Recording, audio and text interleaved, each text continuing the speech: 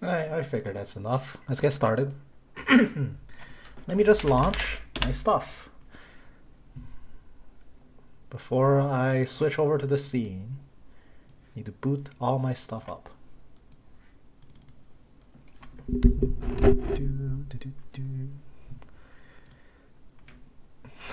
There is a Windows 7 VM, the only way I could think of to boot this game.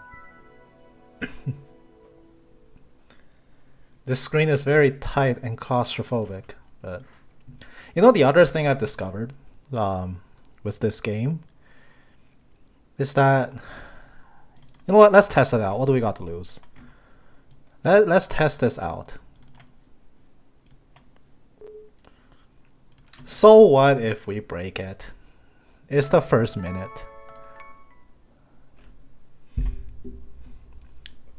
So what happens if I try to start a new game? Because when I tried to do this for real, well, not for real. When I tried to do this for the first time, I kind of blew up the client. It was just frozen.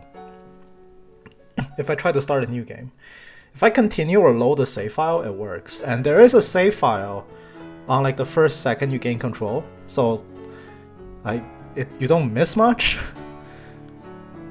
But let's see. I click the button. That's the new game button. And the opening cutscene music is playing, but the screen is kind of stuck. We'll see. We'll wait it out. The song that is playing now is a BGM called, well, interestingly enough, Cagesong of the Ocean by Leon Frederick Richter. Not a real person, but a very important character in lore. Nothing's happening. Oh man. This is riveting. I already regret hitting the button. It's a great opening track, though. I love this I love this track. Oh, this is still the title screen. It's supposed to be playing a cutscene. Oh, I broke everything minute 1. I asked for it, but I still broke everything minute 1.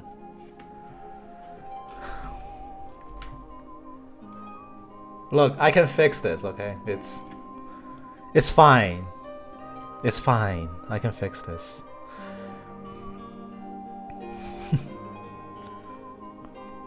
I'm just curious to see if it eventually lets me in. If it lets me in, great. I'll actually like play the opening dialogue and opening cutscene. If it doesn't, it's also okay. I can just load to a save file I made. It's the first second where you gain control, so you don't actually lose out on the gameplay. I've heard this song so many times that I kind of have a rough idea of when it's gonna end when the game begins. We got like a minute left. Maybe.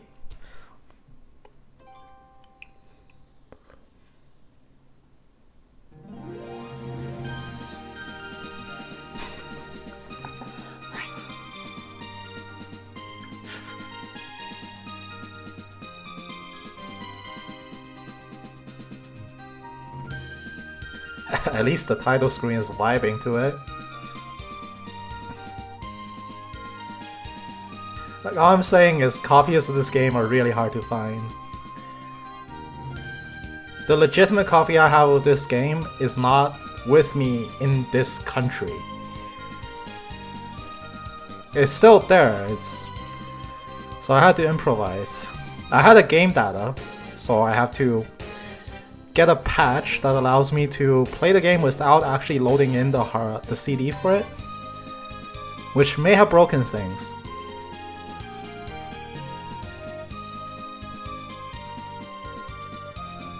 And also the old CD case that I had this game in, by now it's 2022. It's so decrepit that when I tried to open the case, the entire plastic case just shattered. It was so old.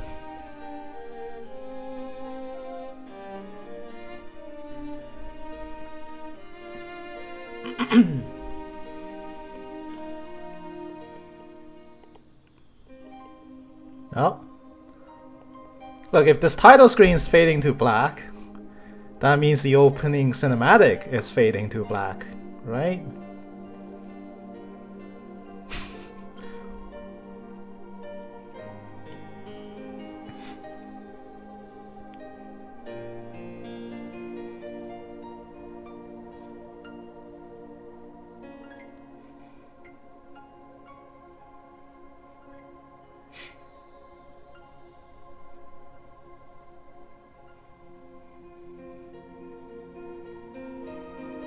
My god, the song doesn't end.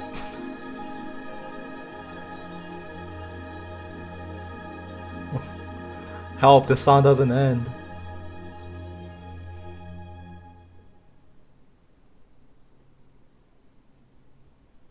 The song has ended. Fade to black. Do I get to play? I do. Alright. We do get to play. It's the Gagarv, year 943.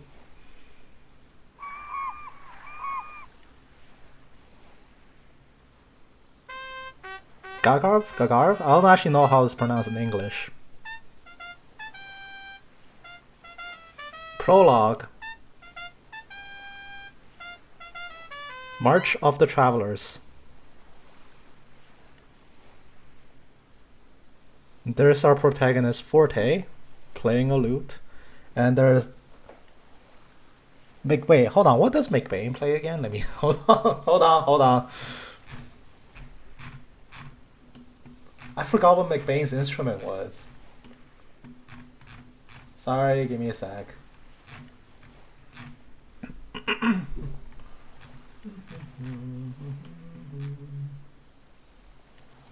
It's a troubadour, blah blah blah. Didn't he play like a trumpet? No, that can't be right. That can't be right.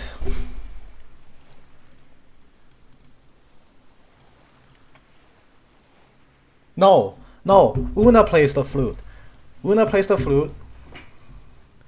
How do I not remember this? Una plays the flute, Forte plays the guitar, McBain was bass? Whatever.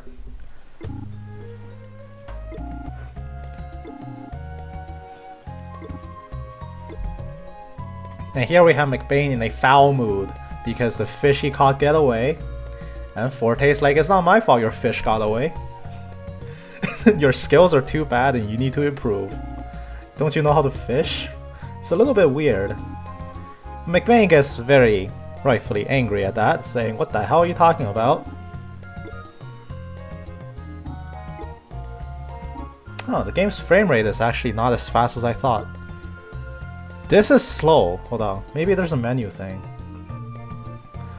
Now they're angry at each other, and here comes Una, Forte's childhood friend, coming in to break up the fight, and they do.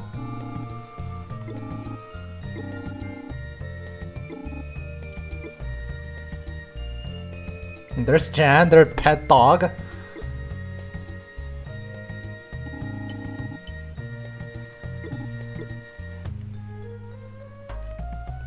I hope it's coming up on stream well at least.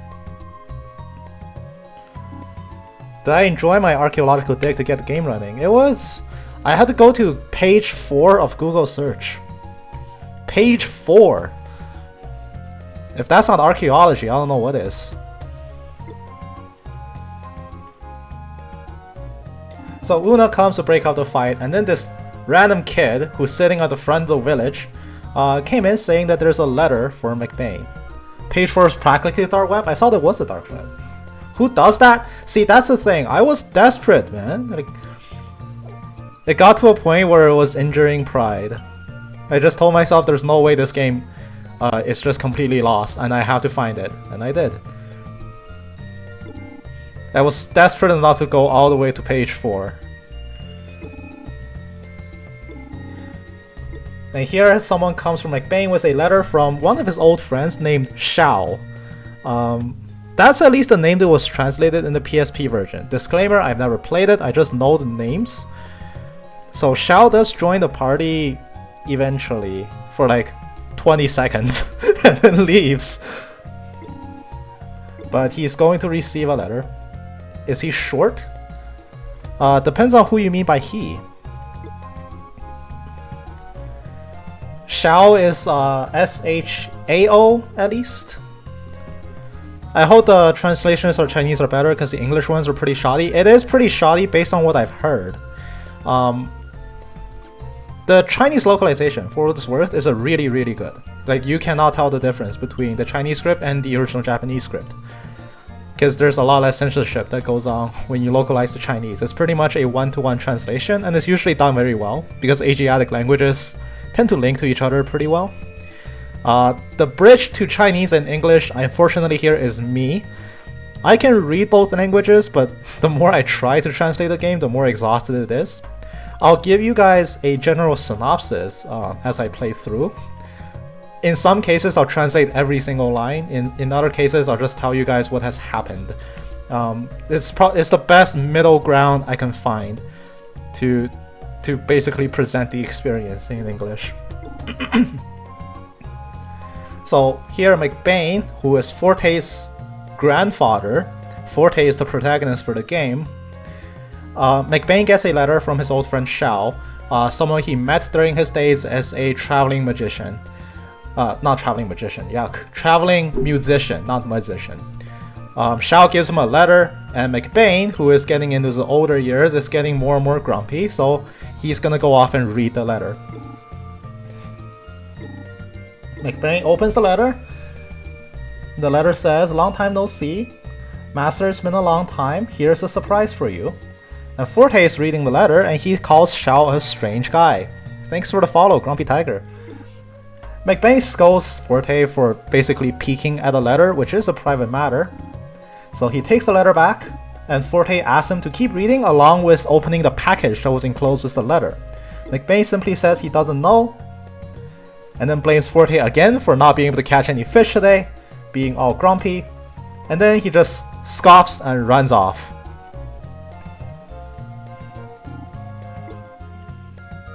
And Forte, having nothing else to do, storms off and keeps on practicing his instrument. Now McBain, on top of the lighthouse by himself, opens the letter and reads it in its entirety. Shao in his letter basically says that he's traveling a lot, and he's discovered a very magical map. The map is also enclosed with a book. The book, hold on, I need to actually look this up so I don't forget, because this gets mentioned ad nauseum across the entire game. I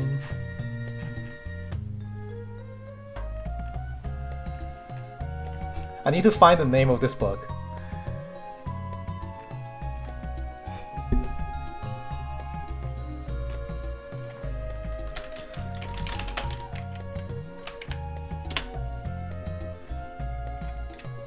I want to get the correct translation, or at least the canon translation of this book. Oh, come on, please. Show it to me.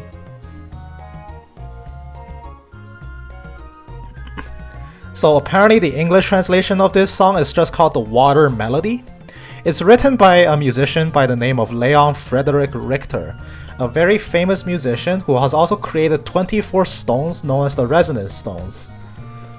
Apparently the song has has heavy significance because it is tied to a water tribe of people who has long since been lost, and the resonance stones also hold great power. So the book, The Water Melody, tells of the long-lost civilization of the Water Tribe. They use music to create incredible miracles and perform magic. This power is imbued within 24 individual stones known as the resonance stones, and they're scattered across the world. This is a list of all 24 notes. And when the 24 notes are combined, they will come together and create a piece of music that is rumored to be able to save the world and perform miracles. And also enclosed with this book is a very convenient map. This is a map of the world that has all 24 stones' location displayed on it at all times. It is the most magical and consistent GPS known to man. Xiao, coming across this map, sent it to McBain, and McBain is just reading that map. And that flares him up to travel again. Meanwhile, in the dye shop, where Forte's childhood friend Wuna works, is working with, I believe that is her grandmother? I think that's her grandmother at least. And Wuna here just says to that grandmother and nobody else that she loves Forte. She definitely does not tell this to anybody else, including Forte himself, so how the hell should Forte ever know? And also, she basically confesses to him privately in like the first second of the game.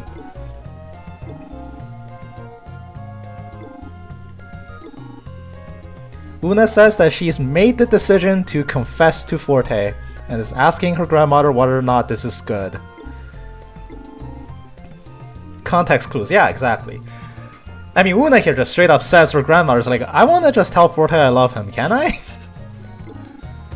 And then she says that she's really bad at confessing, so she's looking for tips from grandma. And then grandma says that Una is usually not this shy, and Una asks her to keep this a secret. This is a dye shop, just so all of this is not clear. They make dyes.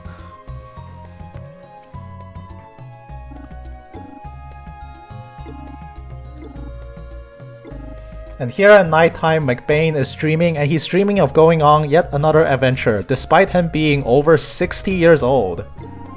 And now he's talking to himself in his sleep, dreaming to go on another adventure before he dies of old age.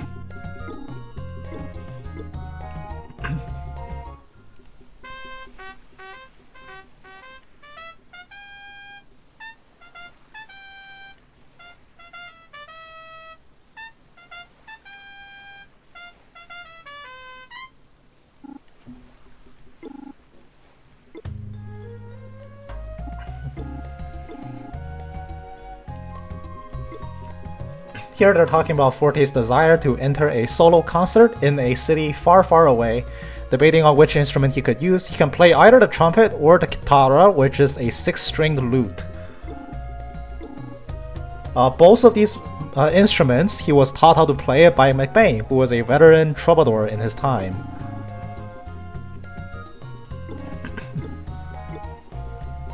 And McBain once again storms off and goes off to the lighthouse by himself.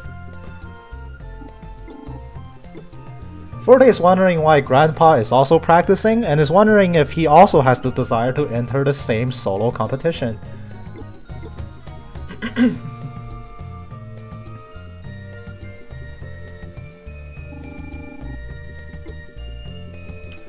And here we finally gain control for the first time.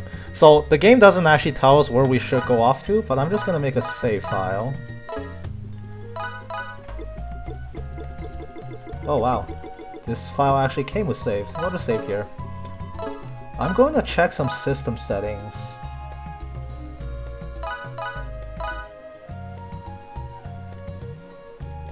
That's message speed. Yeah, let's just try a fast message speed. So here we gain control, we can walk off. There's Una.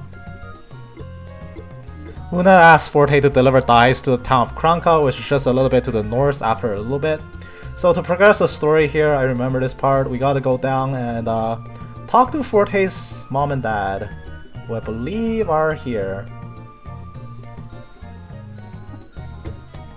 Forte's mom asks him if he's seen Grandpa, and Forte tells her that Grandpa is off at the lighthouse.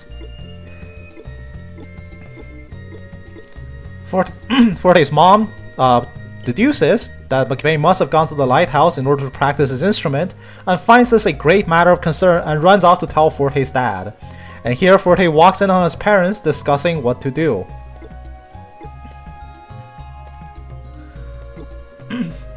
Forte's father tells him that Grandpa's movements are quote-unquote suspicious, because recently they discovered that he is secretly packing as well to go on a long adventure.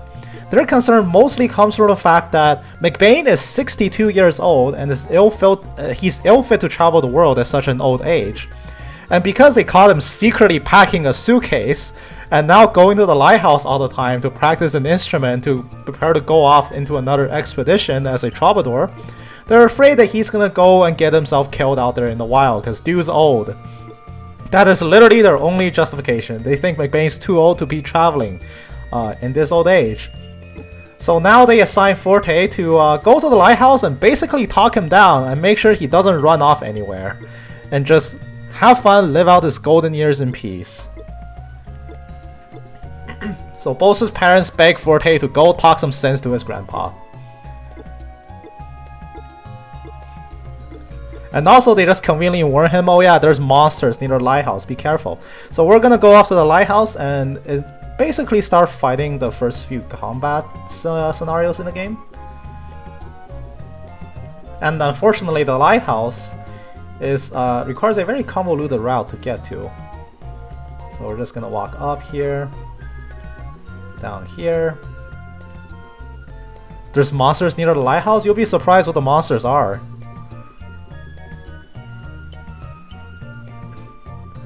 So here's the lighthouse, right here.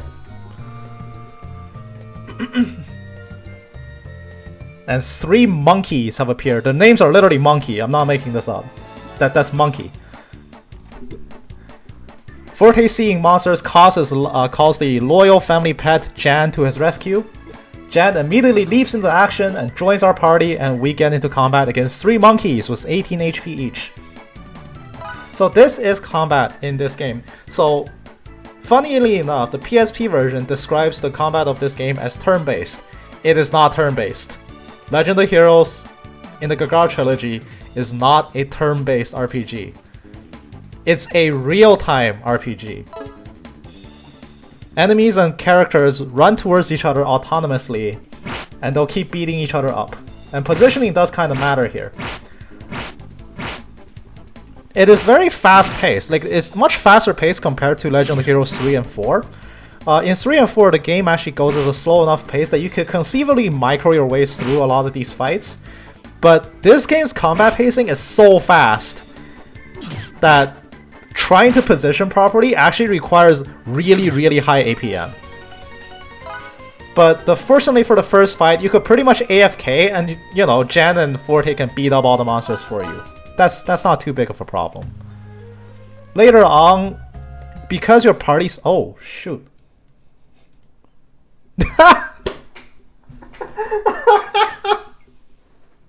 What is this? Oh, it's okay, it's okay. VM's just rebooting. That's why I have a save file, don't worry. Don't worry, I have a save file. The doggle's too strong. Jan just kicked my computer into reboot. Oh, hello Neo, welcome. You just saw my VM get forced into an update. Alright, let's see where autosave drops us off at. So this game does autosave every step of your progress, essentially. Okay, so it just restarts this battle, because the game sees itself as having crashed afterwards. So if we want to properly micro this battle, and we do have to micro in some later fights, we could just get him to do this. And we can get Jan to... So this way we position these two to... Oh, the monkey got first hit.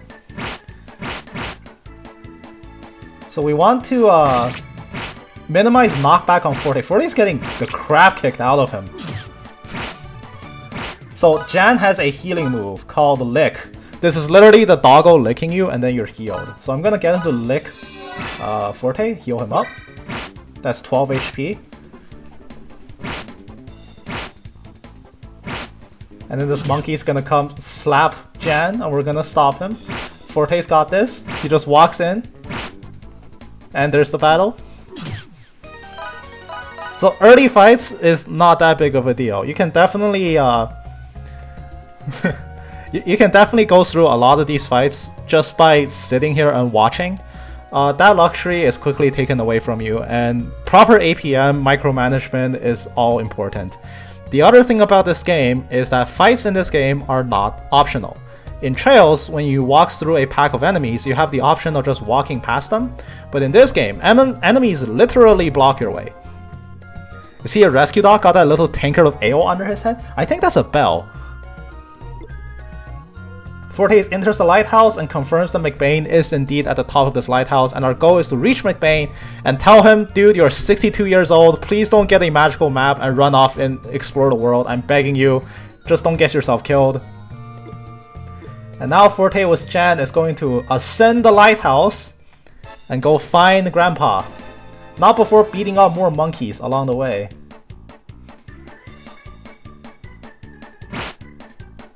Bell, Ale, same thing. Is that what they told Adol before he went to the North Pole? Maybe. But did he listen? No. Of course not. So it does cost 4 MP to lick from Jan. And Jan's lick heals 12 hit points. So Forte is currently at 9 HP, Jan is at 15. You can see the HP displayed here. The first value is HP, the second value is MP.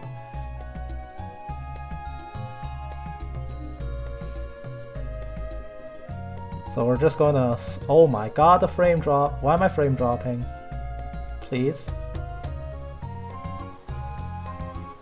Oh, my game's frame dropping and I don't like this.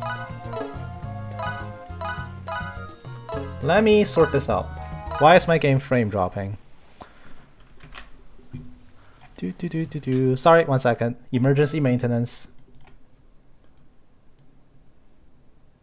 Windows update. On my VM?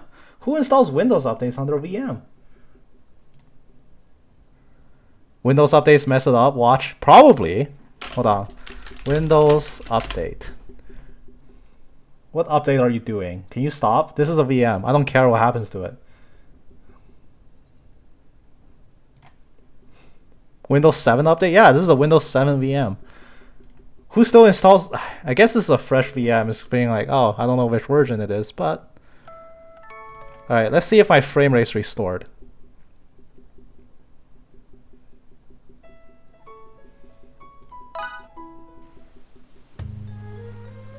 Yeah, seems better.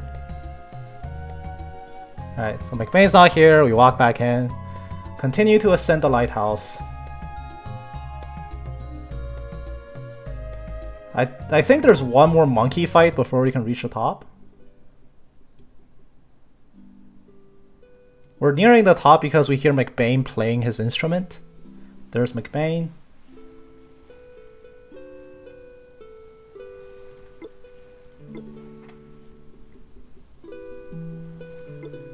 And McBain is a much better musician than Forte is. Forte confronts McBain and asking him, he's practicing his instrument quite a bit, he has desires to attend like a solo concert. I'm wondering if he has any desires of going out to explore again. McBain dismisses it, saying that going to some weird solo musician competition is beneath him. And is asking whether or not Forte's father sent him here. McBain tells him to not worry because if he wants to travel, he just leave and nobody can possibly talk him down or stop him, so why bother anyway?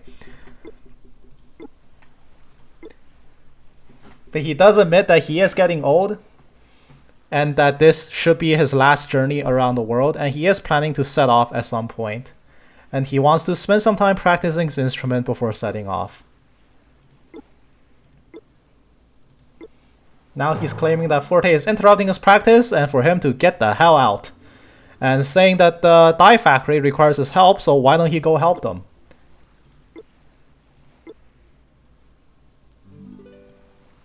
So he kicks us off and now we gotta go to the dye factory by going all the way back down.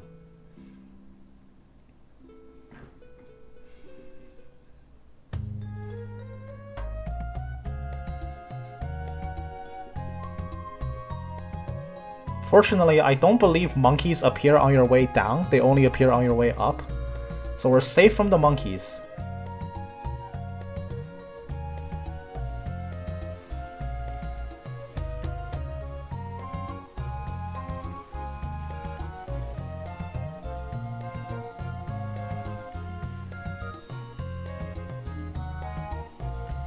And I believe the dye shop is right here.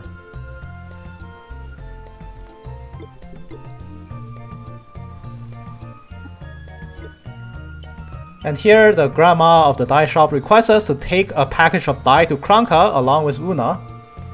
And this is Una's grandma setting her up with her aforementioned opportunity to confess her undying love for Forte. And she calls Una over, hands them a packet of dye, sends them off alone, and they're going off to Kranko.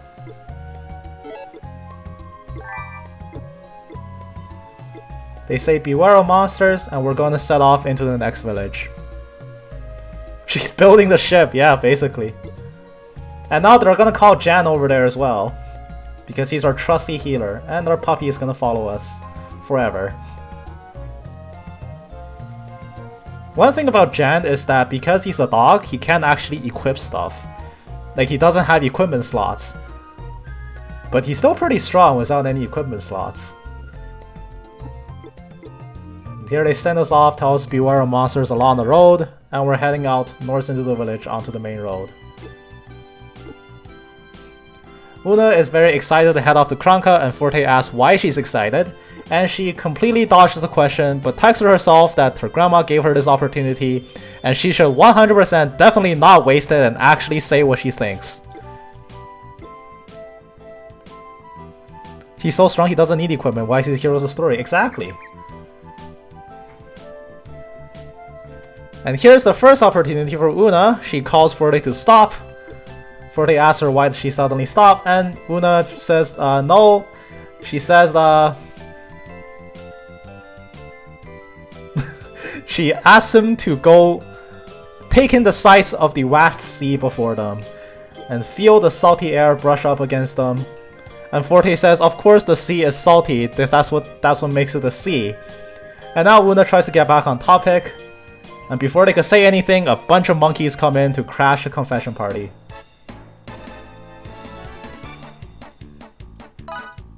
I do need to give Forte the lick.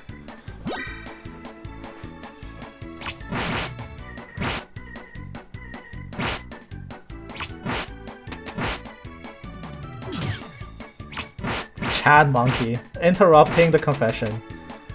I'm also getting rolled by this armadillo. Oh. Yeah, guys, this isn't working. Guys, this isn't working. Jan's getting rolled. Hold on. Let's all get out of the way. Stay out of his cardinal line of attack. Jan can heal himself. And you keep moving that way.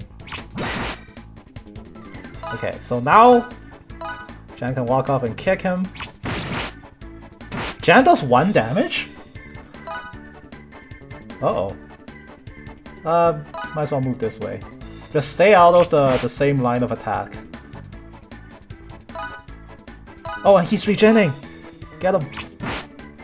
Get him! What do you mean we do 2 damage? Okay, there we go.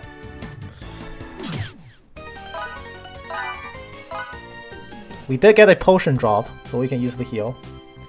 Forte says there's been a lot of monsters recently and tells Una to be careful. Una says yes, and Forte asks what she was about to tell him. And Una says, oh, nothing. Let's just move on. I'll tell you next time. And that's how that ends. She just says she'll tell him next time. Hold on. I do need to... I need to set these to auto attacks only because I don't want them blowing through mana without my consent. And ideally, I want Jan frontlining here. So something like this formation.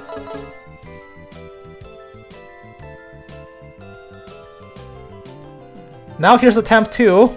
Una once again tells Forte to stop. Una asks if Forte really likes somebody. And Forte says yeah. That makes Una jump and her heart is beating faster, and asks if Forte can tell her who it is. And Forte just says, Grandpa McBain.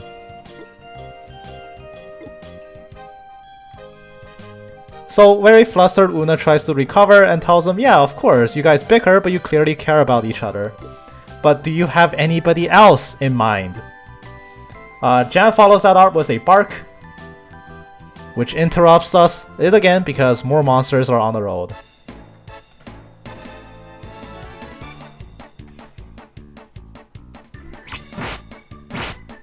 Two monkeys not that big of a deal though. At this point, yeah, just beat them up.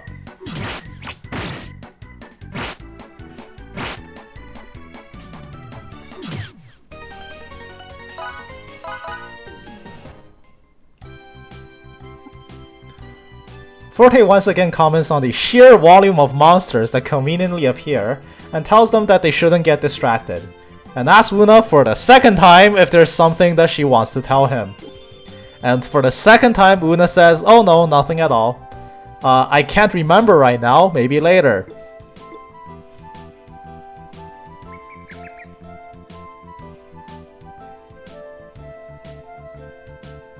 Now, attempt number 3. Una for the third time asks Forte to stop. And she asks Forte if he has aspirations to become a famous troubadour like Grandpa McBain. And Forte says of course, because he loves performing, he loves traveling. And before the conversation can continue, 3 monkeys appear on the road. Where are these monkeys coming from?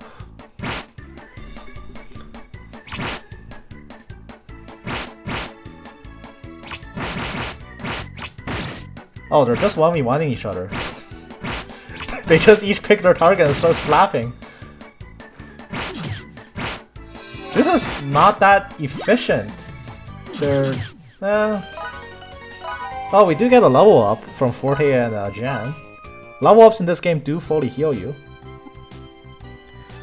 Forte says that monsters running everywhere is getting quite annoying, and once again asks Una what she was trying to say. And Una just says that she's simply talking to herself. I'm going to turn off auto use magic. There we go. It's my decision when you get healed. Una says that in front of us will be the town of Kranka, and Forte commends Una on her archery skills. Una returns the compliment and says not only is Forte very talented at the guitar, but the kitara, whatever that instrument is called, but also his swordsmanship is really good. Forte accepts the compliment and says that he didn't do really anything special to practice, and Una asks if McBain taught him how to use a sword. Forte says that when Grandpa McBain was trying to teach him swordsmanship, all he was saying is every time he asked McBain to teach him, he would just reply with something like strength or whatever he really meant, but he didn't really teach Forte anything of substance. And once again, we got another battle, and it's got these annoying ass armadillos that roll over you.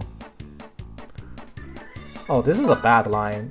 We should try to get out of this, unless we can knock him down. Okay, that works.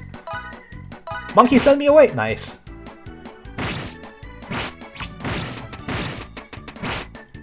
I should have Una just focus down this armadillo.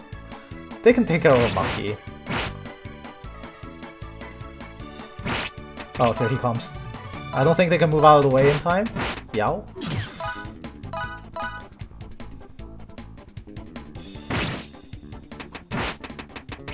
Pew. There it is. That's actually pretty clean. Not too much damage suffered.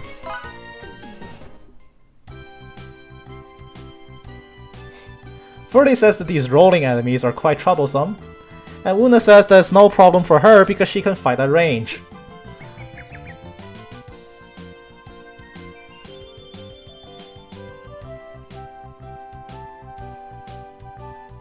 I think? There's no... Oh, there's a treasure chest here. There's a healing potion and a treasure chest. Yeah, nothing down here.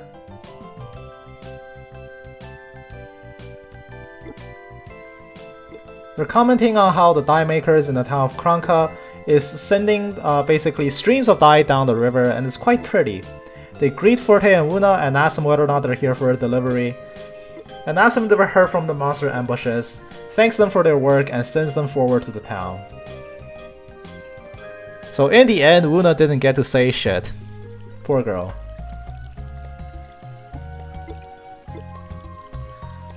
Forte says that thank goodness they're finally in Krunka and it wasn't that long of a walk.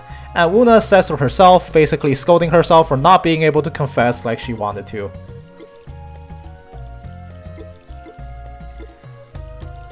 Wuna also says to herself that maybe there will be an opportunity for them when they're on their way back from Krunka to finally say what she's thinking. But before I actually make the delivery, I gotta... Hold on.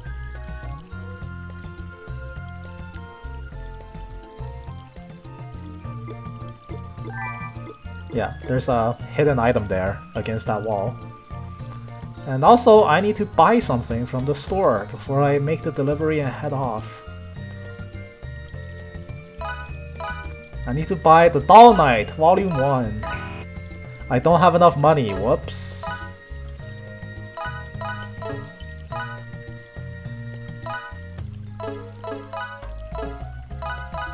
Do I have enough money now? I do. Just making sure I have it. The Doll Knight, cool. Okay. Forte, he's got the best weapon, she's got the best bow. Yeah, I don't need to upgrade anybody's equipment here. That's good. Double checking, yep. That's volume 1 of the Doll Knight. And now we can make the delivery and head back to town.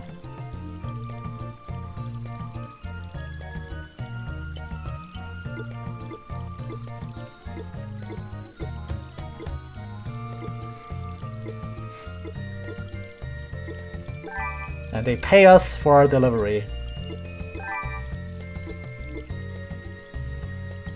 And now they send us back. So back we go. But before they can leave, a townsperson cries out that poisonous substances are leaking out once again, which attracts their attention. Forte asks whether or not a sewer leaking toxic waste into the village's waterways is going to be dangerous, and of course it's going to be dangerous. Not only will you get poisoned by drinking the water, but you're also going to pollute all of the dyes that are being made. Wuna says that this is admittedly a problem, and they think that there should be a way to deal with this.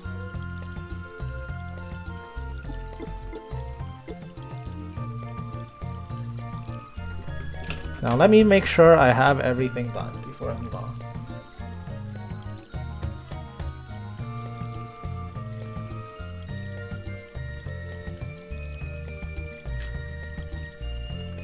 Yeah, I should have everything done, so let's head back to town. So they are complaining that the waterways are being poisoned, but why the hell should we help, right?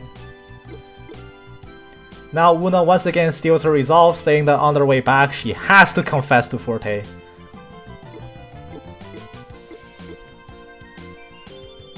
No matter what it takes, must confess. Forte, Wuna says. Forte says that Wuna's been acting strange all day and asks her if everything's right. Everything's okay with her. And before Wuna can really dismiss him or say anything, there's another fucking monkey.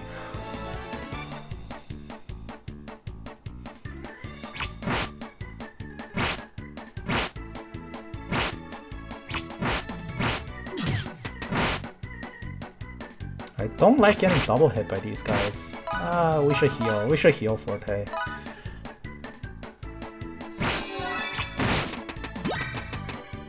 Wow, healing's for 20 now. That's some insane healing. That's basically a full heal for 4 mana. Oh, he's gonna roll Wuna. Oh, get out of the way, Wuna.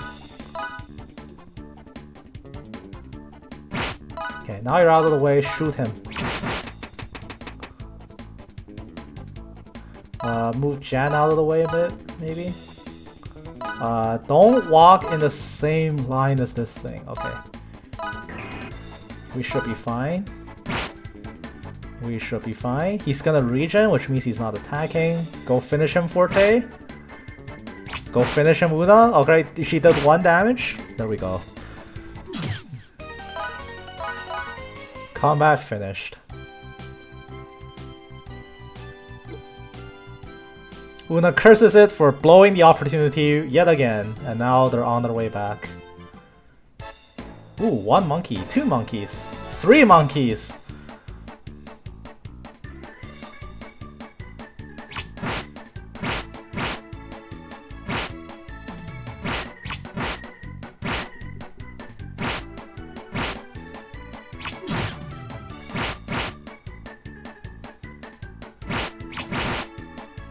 Oh, this monkey's 1 HP, just kill it. Nice. Oh, Una's 1 EXP away from leveling up. Wonder if there's one more combat here. Can I get one more encounter? Nice. So this is a level up for Una at the end.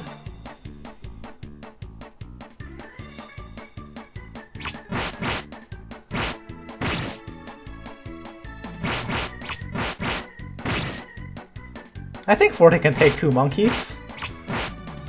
Come on, Forte. Take down the monkeys.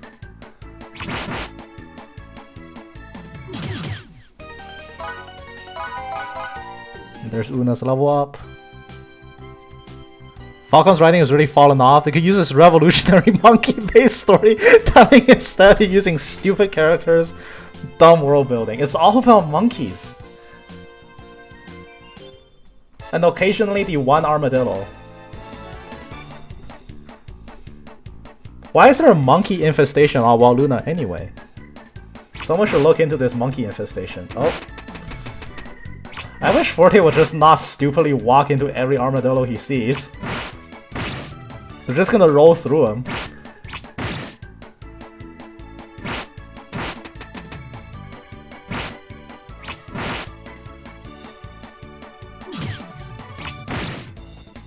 Oh.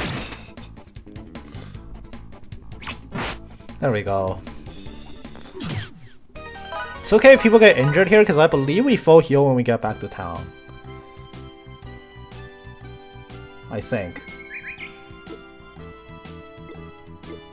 Una comments on them finally being home, but also is very sad that she blew her 1 opportunity to confess to Forte. And clearly she'll never get another chance ever again for the rest of this 90+ hour game. This game is pretty long.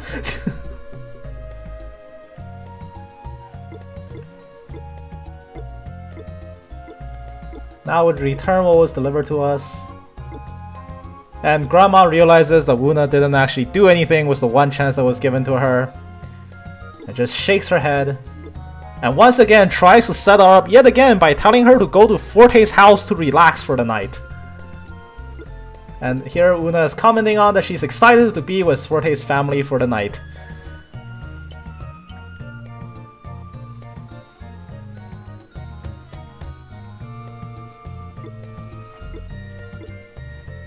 And here on their way home, Forte and Una report what Forte did with McBain on top of the lighthouse, and indeed McBain does have aspirations to travel. He's getting old, but he doesn't care. He wants to go on one last adventure before he fully retires forever. He wants to make it a hell of an adventure to remember. Una actually agrees that him going out is an exciting thing and they should support it, which is much to the surprise of Forte's entire family, why she would be going along with this. Una says that McBain actually confided to her because girls can keep secrets better than boys, and Una says that McBain's only desire is before he dies, he wants to go on one last epic adventure. Forte's father scolds at the idea and says that it's not so much as McBain wanting to go on one last adventure before he dies, it's that he's going to die on his one last adventure, because once again, Forte's father believes McBain is too old to go on this adventure, and he's most definitely not going to make it home alive. He hopes that McBain will be more self-aware. He's not quite that young anymore, and such an adventure may not be fit for him. Forte counters, saying that McBain is actually very healthy for his age, and he's incredibly strong, and he knows a one-hit KO move that can beat up most monsters in a flash. Forte's father scolds the idea, saying that, come on, do you really believe one-hit KO moves really exist, and do you think that will work against the monsters everywhere on the road? Forte's father says real monsters out in the wilds aren't as tame as the monsters that we see around town, namely monkeys. Around the world, there are many strong demons and monsters around, and for an old man like McBain, going out on the world like this is tantamount to suicide. Forte's mother is worried because it seems like McBain's made up his mind to travel. And once again, Forte's parents request him to go check up on McBain to make sure the old man doesn't really just run off and get himself killed. So once again, off we go to the lighthouse.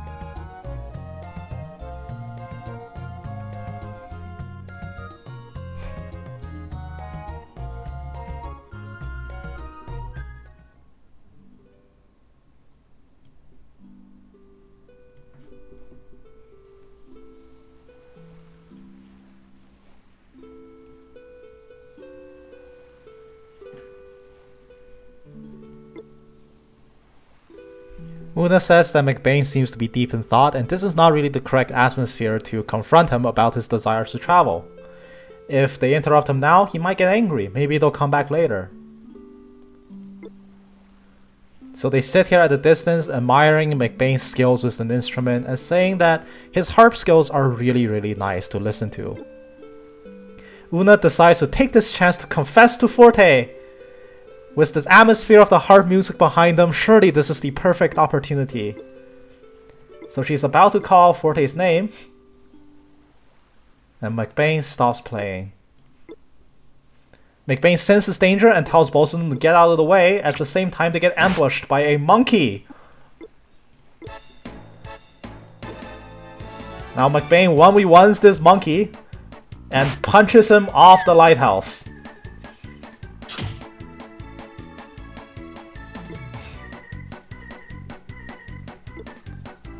McBain shows off his impressive skills and basically beats up a monkey. Forte comments at McBain's strength and says he's never seen someone so thoroughly destroy another creature before. McBain says that in his travels he's met quite a few people and learned a lot of self-defense techniques, which comes in handy when it comes to defending himself from danger. To protect himself and protect others, as well as exercise justice and punish evil, this is the goal of a troubadour. Forte says that if he's really strong, then him going off to the world is something of a reassurance factor for him.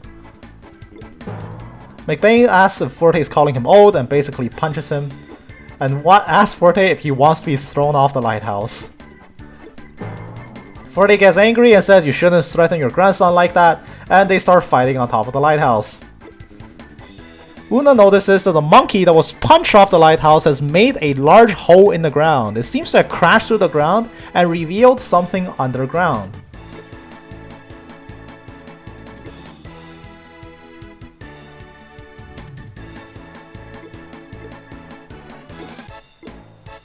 And because the monster's body crashing through a hole in the ground has created a new cavity for them to explore, Una wonders what could be down there because she's never been down there before.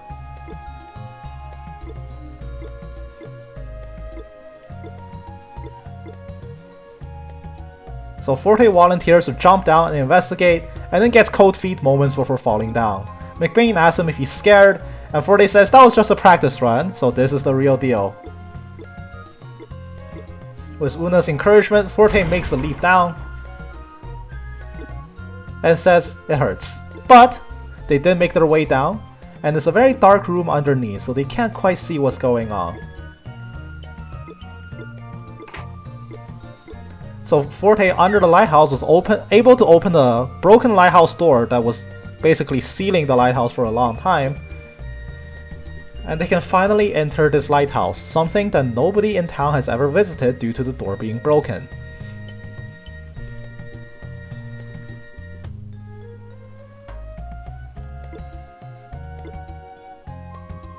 McBain comments that this lighthouse has been locked for as long as he can remember, so even he has not been in this lighthouse before.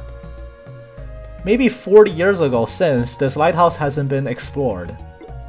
And finally, this is a chance for them to check out the interior.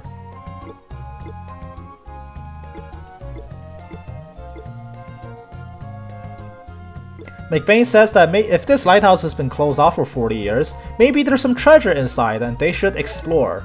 He joins the party and we're off. I do need to change McBain to stop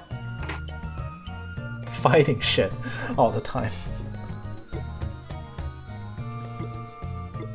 They find an abandoned treasure chest in here and they're teething with anticipation. Unfortunately, this treasure chest is locked and they need a key to open it.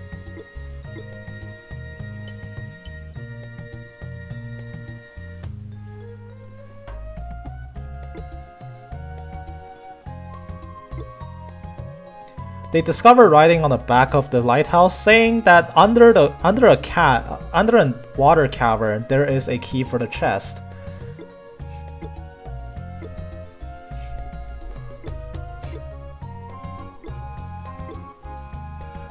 They wonder what the riddle could possibly be meaning, and then they figured out that at the bottom of water must mean the bottom of the well. So at the bottom of the well, there must be a key. So now off they go to investigate the well, just so they can open this treasure chest.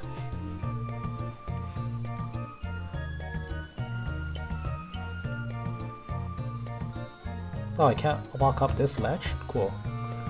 Guess I have to do it this way.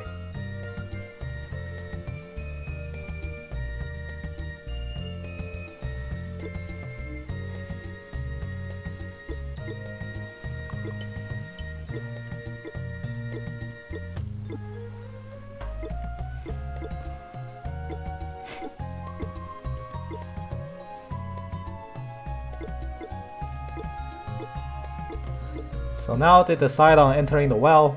Una insists on going first because she's wearing a skirt.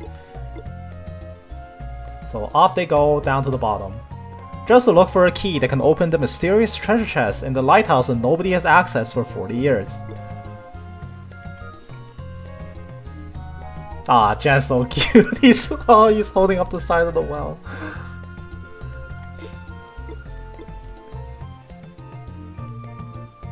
And now it's McBain and Jan heading down.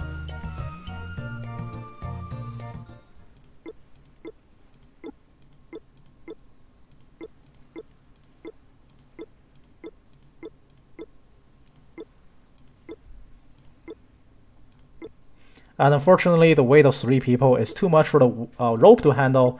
The rope snaps and they all fall to the bottom of the well with no way back up. That also means Jan is stranded above ground. With the rope broken, now they have no way back up, and now they're stuck in an underwater well.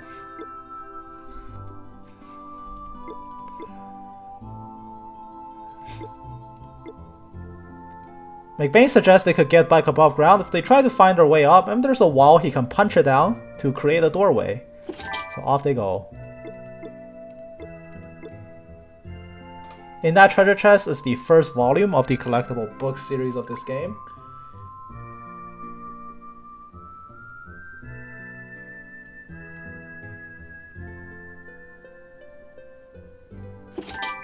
There's a treasure chest.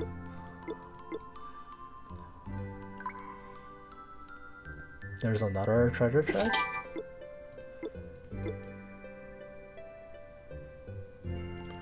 Let's see.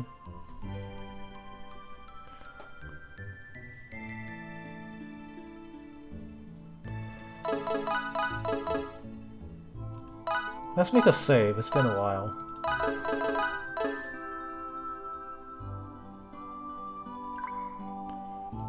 Alright, formations. McBain needs to be up front.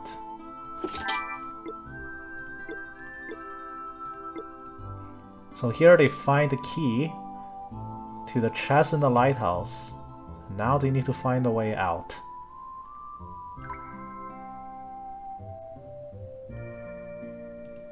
I don't remember the way out. Uh-oh.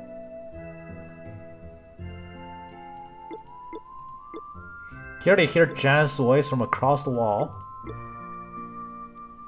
McBain says if they can hear Jan, that also means this wall must be very thin, so they can break their way out.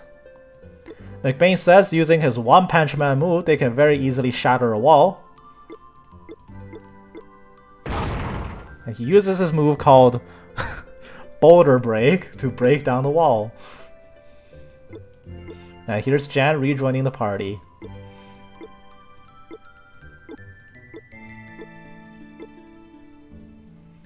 McBain says with experience in traveling, you can very easily deduce which walls you can break down with just a mighty punch and which walls are way too sturdy to punch through. Both Una and Forte marvel at McBain's wealth of life experience through his days as a traveler, and encourage them to press on, return to the lighthouse, and open the chest. There's a new door that McBain made.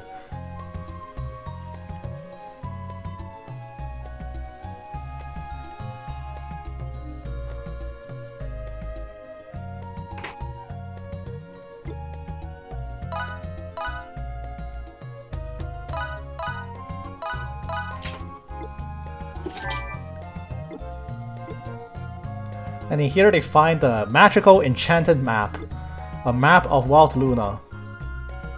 They notice that in the town of Kranka there is a shining symbol in it. McBain says that he must have seen this map before. It must be the map that Shao mentioned in his letter. It's a magical map detailing the location of all 24 resonance stones in Leon Frederick Richter's Lost Music.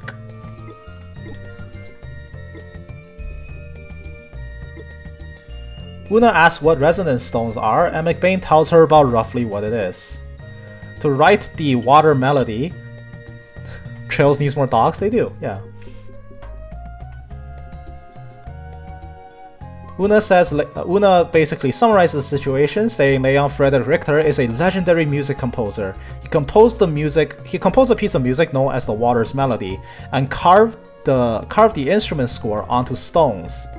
These stones, there are 24 of them in total, scattered across the world, and in turn became known as resonance stones, each imbuing themselves with amazing magical power due to being a component of the water melody. Just for this map, McBain says that in the past there's been many pirates and bandits that's fought wars against each other just to hold control over this magical map.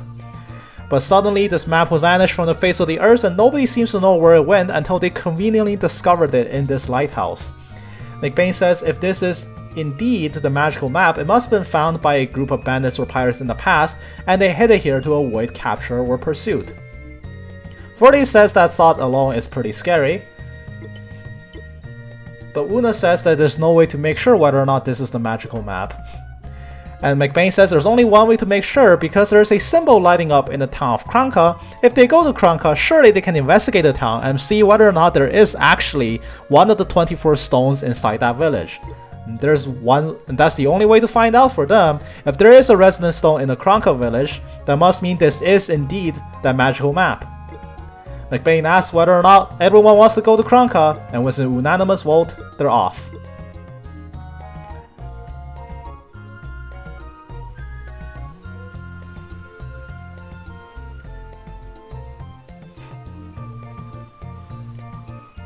So here we gotta make our way back to the Valley of Monkeys to get to the village of Kranka. And now we have McBain in tow.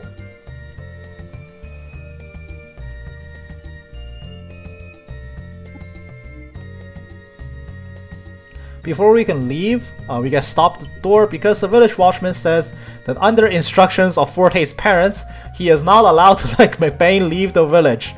He says he'll be scolded and begs McBain to not leave the town. And McBain says that he does have business in Kranka and he is bringing Forte and Una with him, and says that don't worry, he'll definitely 100% be back before dawn. And off they go, and there's nothing he can do.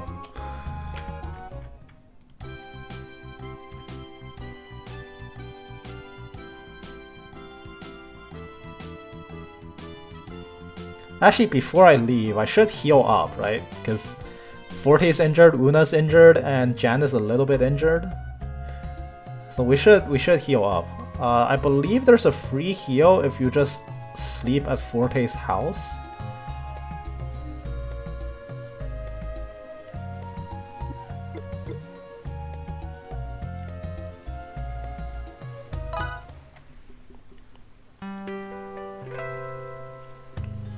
There we go, full heal.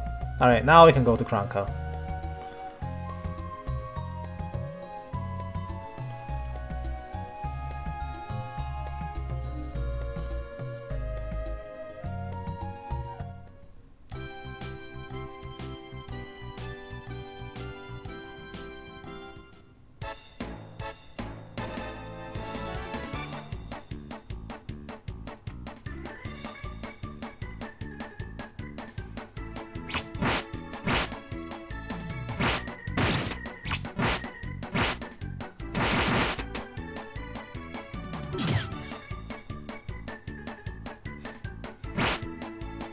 Ah, 40 almost got to him.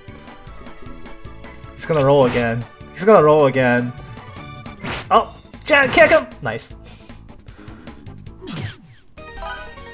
Alright, we took way too much damage from that one fight. Oh. Armadillos are the worst.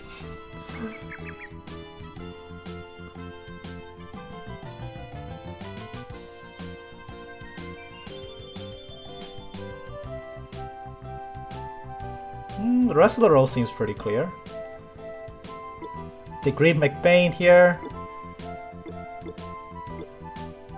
And they can head off into the town. No distractions whatsoever.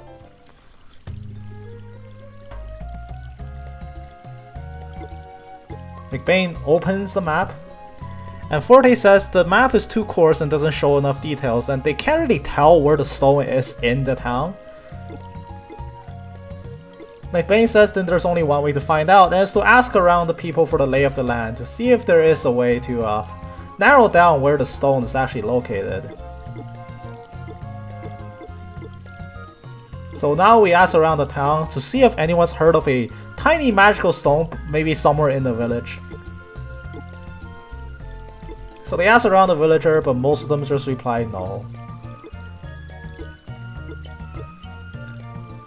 This little girl asks whether or not this is a recent thing, and McBain says, oh, maybe it's 50 years ago.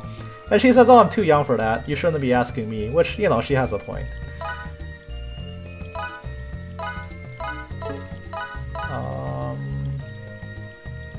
Oh.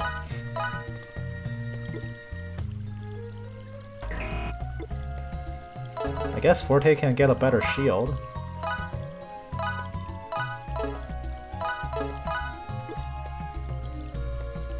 McBain and Una can't use shields, okay.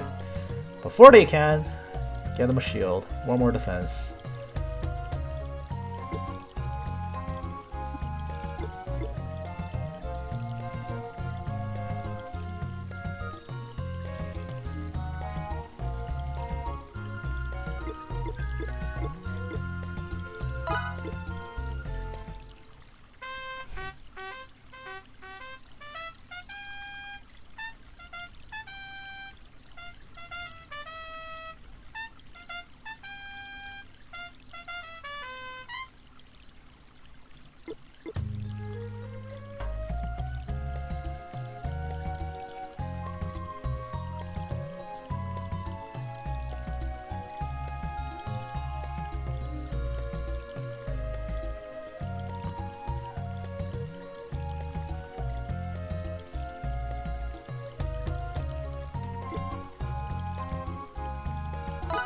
Oh yeah, that's a feature in this game, right? Whenever there's a stage, you can walk up and perform a piece of music. Or to random townspeople who ask you. I don't think you get it in Kranka, but in later towns they pay you to do this. So you can actually make money doing this. Do I make money here? Let's play Happy Little Bird.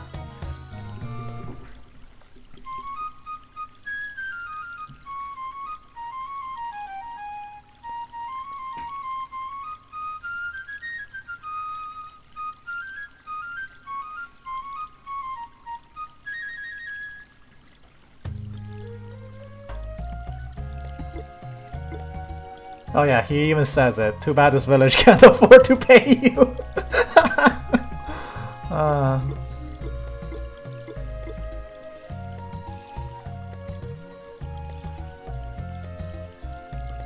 We just play the concert for exposure.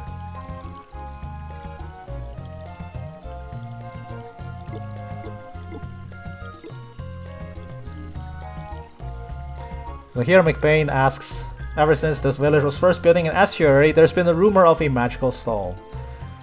This guy says his late father does in fact have told him of such a thing. He doesn't know too much about the small rock, but there's an ancient wheel at the bottom of the estuary. His late father said he doesn't know how that thing came to be and where it is, and they suppose it must be the same as before.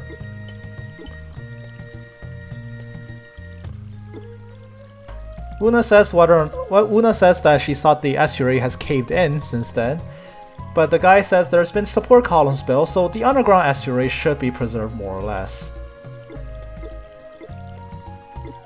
McBain is very excited and kissed the guy on his face.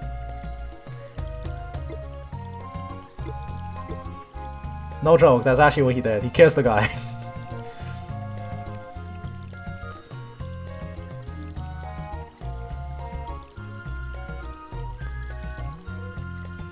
So now we just need to make our way to the underground estuary to find the resonance stone. I don't remember where it is. It's been too long. I'm gonna bumble around for a bit. Uh-oh. Whoops, I don't remember where it is. Wait, was it just to the north? I never actually checked that signpost.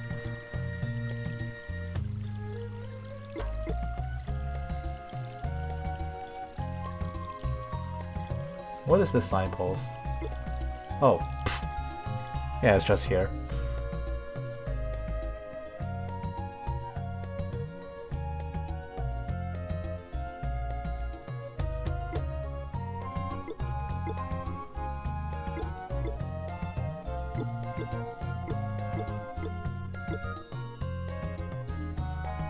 McBain asks if this guy has seen the symbol at the back of the estuary, and the guy just draws out the emblem of Leon Frederick Richter, which further confirms the suspicions that the thing is in fact a resonance stone.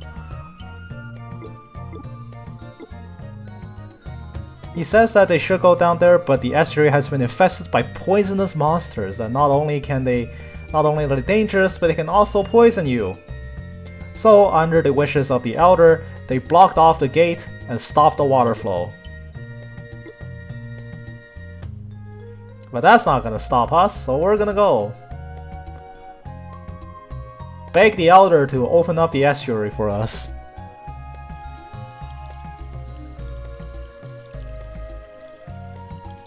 Oh, my frame rate. Why?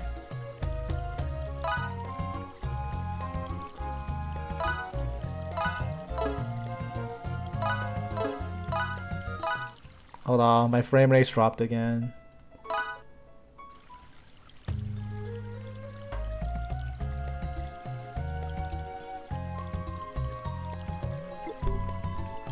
They once again notice that the water in Kranka has been poisoned. So they're gonna take up this matter with the Elder because this is not good. The water's been poisoned.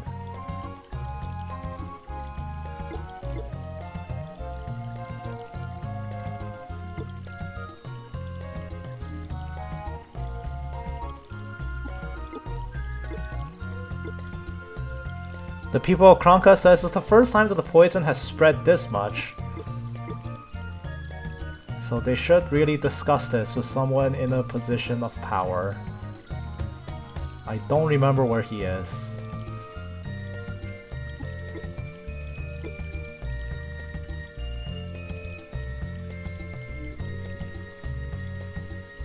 That's the shop. There we go. This is the Elder of Kranka.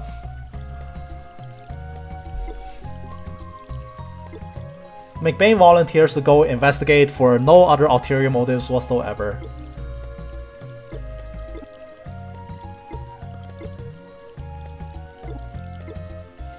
The Elder scolds McBain for always just being headstrong and doing whatever he seems like he wants to do, but has no further objections and allows McBain to enter the underground estuary to investigate the source of the poisoned water. Which conveniently is also the place we need to go to investigate the source of the resonance stone. I am frame dropping like mad. Are you seeing this? My god.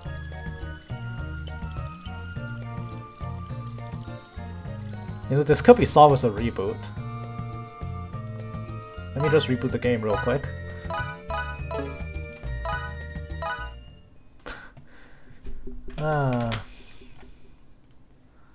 Give me a second.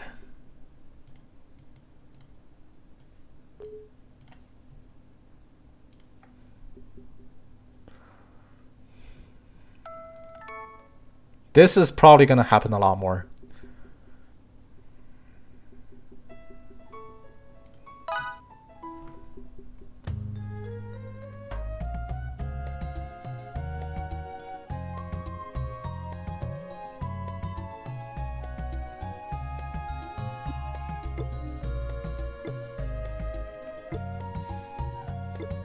Here we come to tell the guy that we do in fact have permission to enter the estuary, and ask him to please let me in.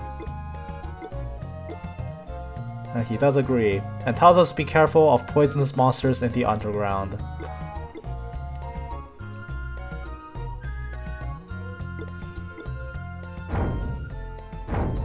So we lower the waterways, which opens the gate and allows us in. He tells us to be careful, the monsters underground are deadly poisonous, and if we need to rest, we can always come back up.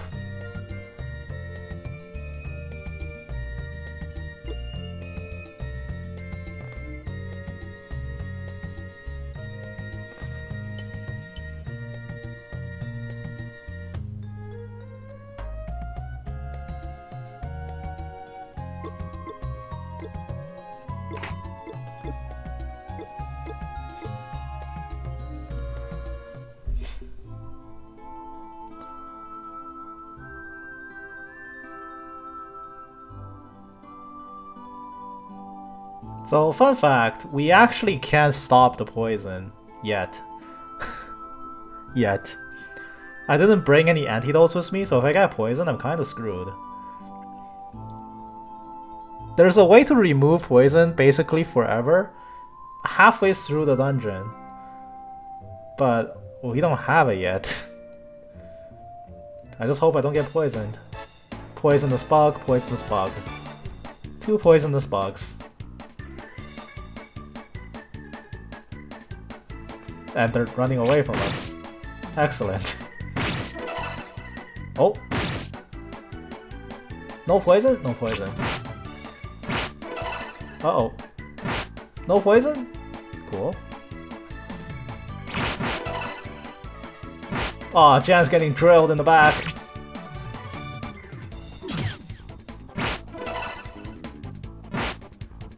Jan should just run.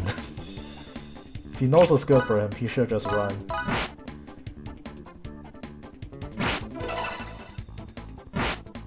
Oh, that thing has range. Okay, never mind. Don't run. Go beat it up.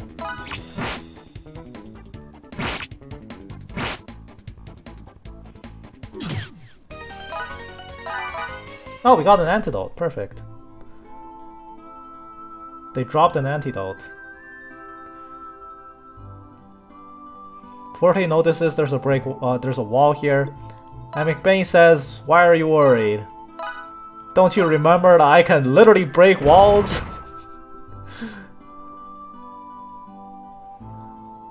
Alright, before we go there, yeah, nothing here.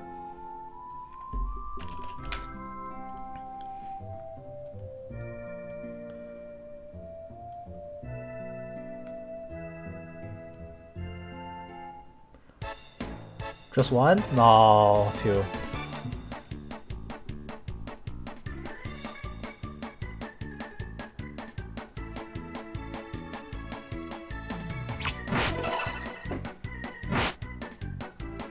Doesn't seem like we've been poisoned yet. Oh, McBain got poisoned. Oh, Forte got poisoned. Oh no.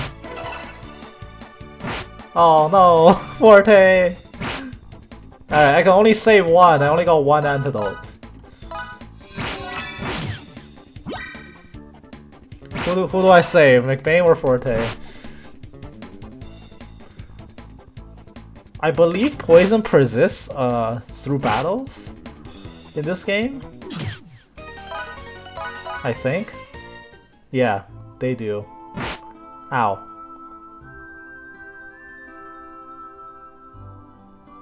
Ow. Alright.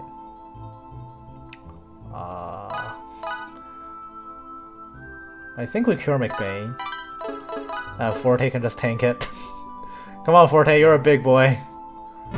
What's a little poison to you?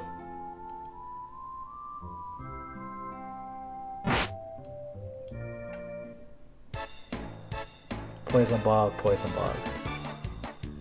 Don't worry, Forte's fine. Forte's fine.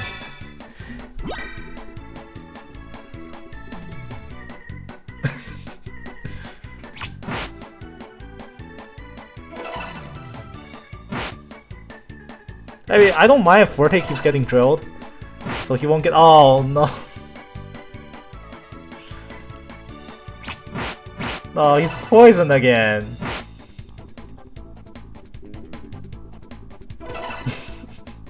Please, please have mercy. Stop running away. Just. Oh lord. Please, I beg you. Oh my god, Forte. He's fine, right? Yeah, he's fine. He can tank it. Don't poison the dog. I swear, if you poison Jan, I'll never forgive you. 2 people being poisoned is bad enough. John, please heal my boy. Thank you.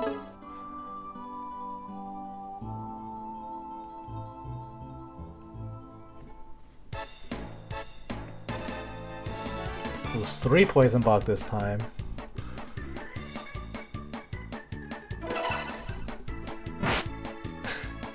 That thing has range, my god. Okay, so I got 3 heals left. Jan can afford 3 more heals. I should be economical with these.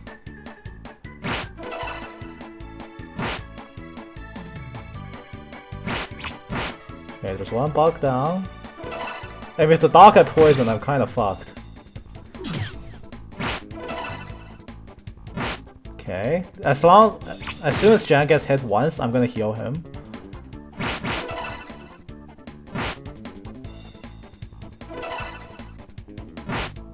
Oh, that's poisoned! Fuck. Uh-oh. Uh-oh. Everyone's poisoned. Uh-oh. I decided to not bring Ant- Oh shit, Jan's Shit. Heal. No, Jan! Jan!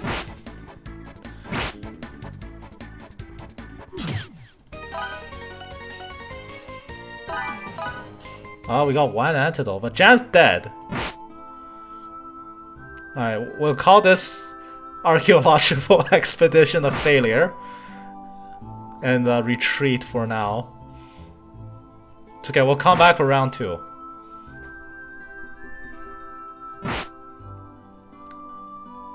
Look, with proper micro, I could have saved them. I just didn't want to. That's my excuse. Oh, McBain's dead. Alright, cool. Quick, book it back to the house! Book it back to the house!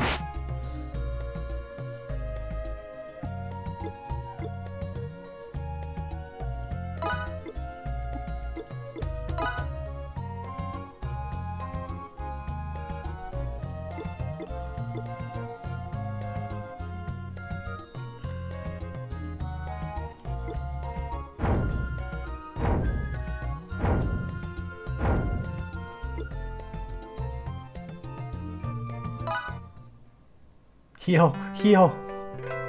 Heal!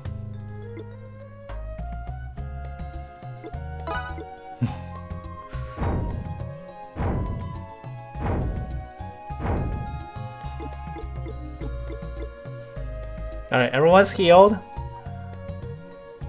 We have... Do we have anti-poison technology? Ah, we don't need anti-poison technology. I don't learn my lesson. It's okay.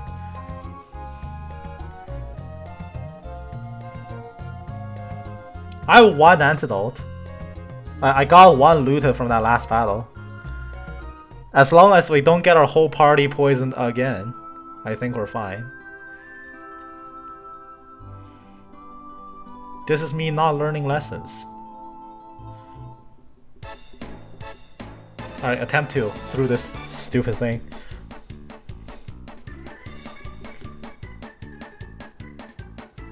It is better to focus on one at a time, but... Oh my god! Oh my god!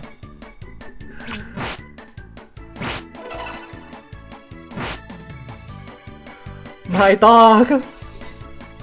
My dog! Not the dog!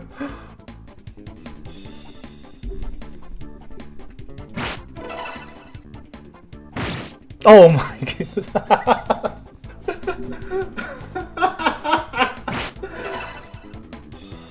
Oh, my dog! Why you gotta do this to me?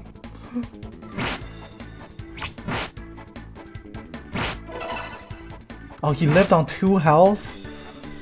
Quick, kill him! Dog, oh no! Oh, wait, actually, I don't need to run because... Let me see something.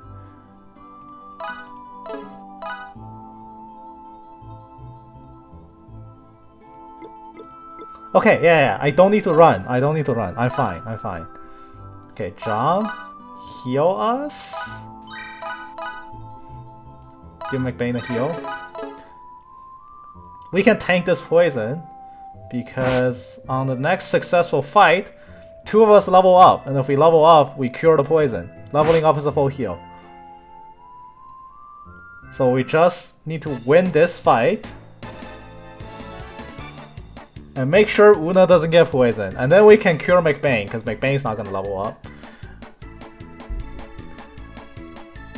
Just keep Una out of danger. Yeah, sure. Yeah, sure. It's okay if they tank the hits, they're already poisoned anyway.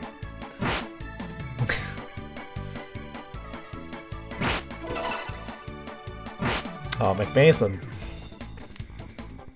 He's just tanking all the hits for me. What a guy. How dare you. How dare you.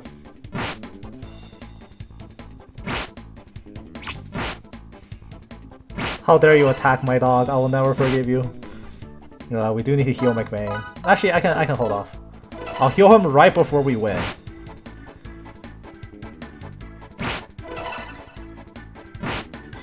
He's about to fucking die. Okay, fine.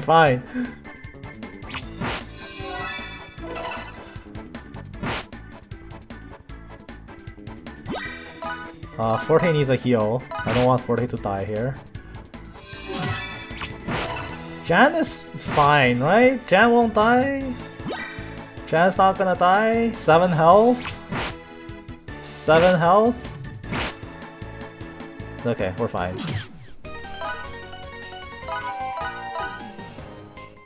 Wait, leveling up doesn't cure you poison! Oh no! Uh-oh.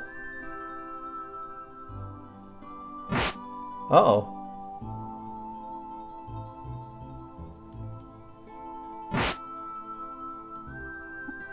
Oh, we found it! It's the emblem of Leon Frederick Richter.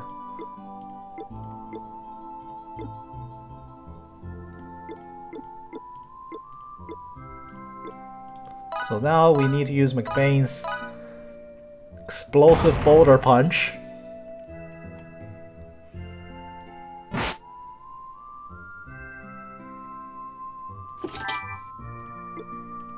And they found the legendary resonance stone, which proves that the magical fact they found was a legitimate thing.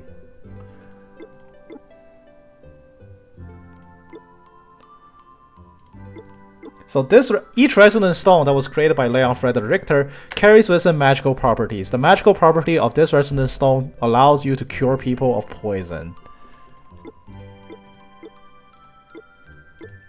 They did get what they were looking for. They found the thing, like they found the resonance stone. Unfortunately, they didn't find the cause of the thing that's poisoning the village, so they still have to keep exploring. However, they did find the thing that allows us to cure these poison bugs. the musicians in the team, so not Jan, because dogs can't make music, they each have 4 slots for a resonance stone. This gives 5 magic defense, but on top of that, provides Una with the ability. So if Una's equipping it,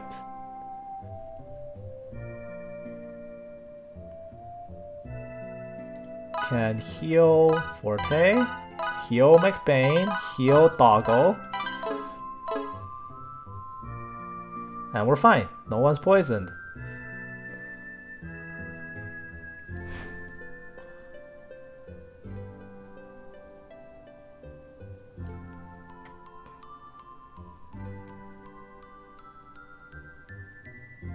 And there's a secret passage here.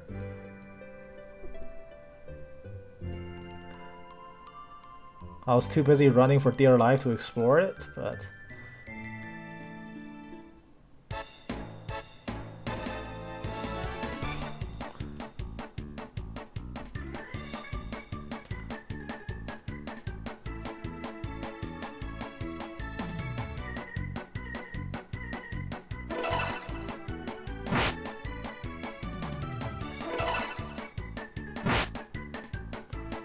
no poison so far. There's 4 poison bugs, but now I fear poison significantly less. Because we can heal people.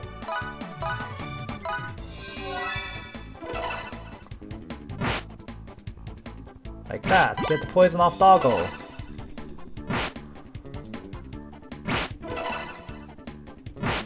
I just don't do nearly enough damage to these things to kill them in a fast manner. I guess Forte is my heavy hitter. He does consistently the highest damage.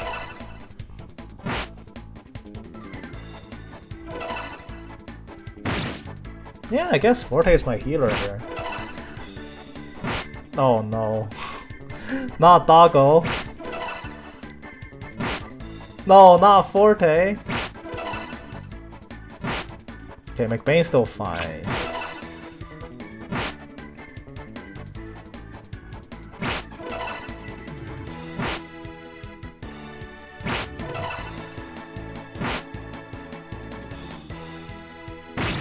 Yeah, okay. Bug's dead. This is dead. Okay, we took down 2. We took down 3. There's just 1 left, so I think it's safe to cure now. And Jan can heal himself. And Una can also cure Forte.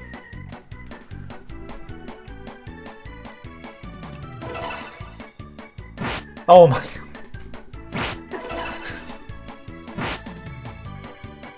Please.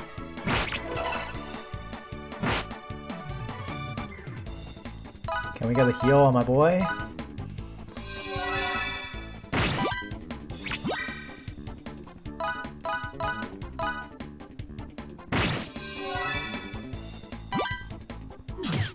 Perfect. Alright, so that fight costs 14 mana to do. Una casts poison, remove poison 7 times.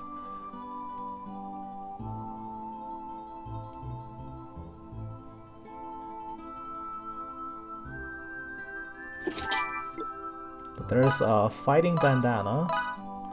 What's this? Ah, attack +1, defense +1. Let's give that to... Let's see, who needs it the most?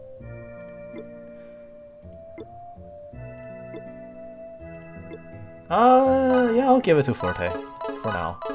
I think the Bane is on paper a better candidate, but doesn't matter. That's our only accessory so far.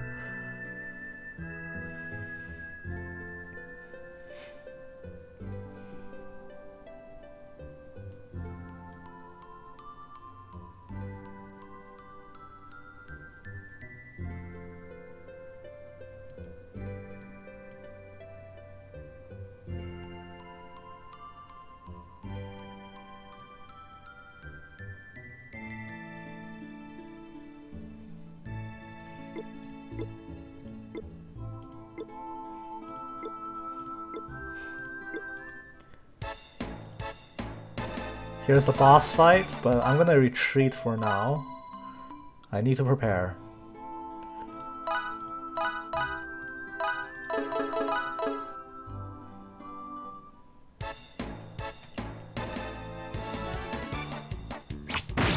They only 30 HP each, so it's not that... They're not that much stronger compared to, Holy shit, never mind, McBain's getting clapped!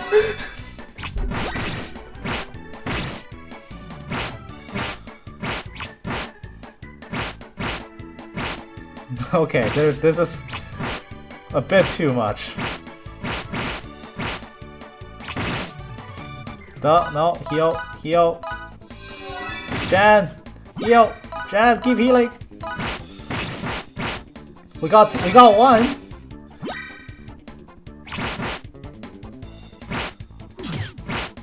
We got one. We got two. We got all of them. And unfortunately, nobody leveled up.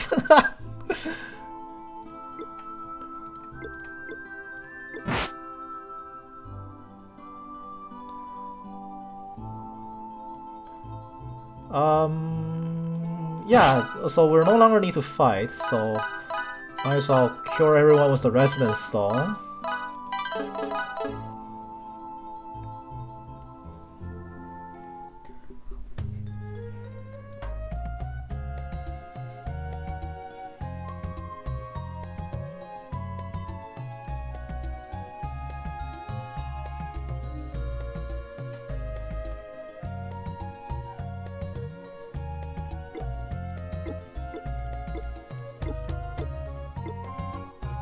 Here he congratulates us on a job well done. We solved the issue. There's no more poison in the waterways. We saved the village.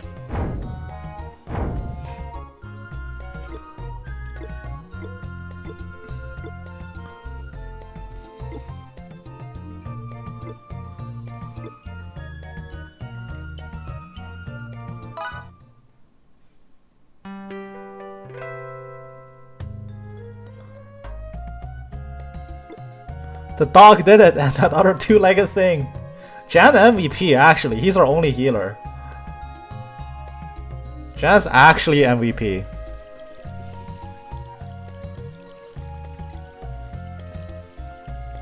You know, I did realize one thing. Hold on. Don't mind me, I just gotta check something.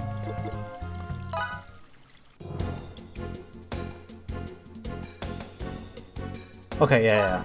I just want to make sure of something. Don't worry, nothing happened. Don't mind what I just did.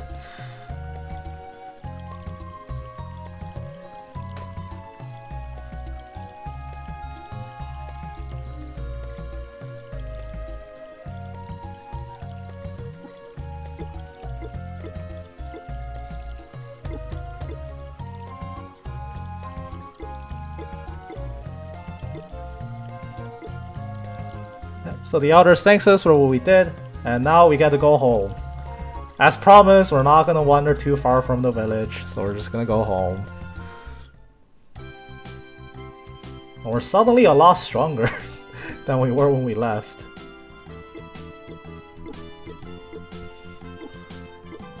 McBain's up in Cloud 9 because he did in fact listen to the magical map and he has found a resonance stone. 23 stones left. 23 stones to go. But he has found a map and that sends him over the moon with anticipation about the future. So, in a very happy mood and having saved the village, the crew goes back to their home. And these monkeys are, they don't know what's about to hit them. We got a bandana on us now, which means we deal 1 more damage. Did I miss? Did I just miss? I didn't know attacks couldn't miss in this game. Jan, kick him! Nice. Alright, Una's level 3. Everyone's level 3 now. Excellent.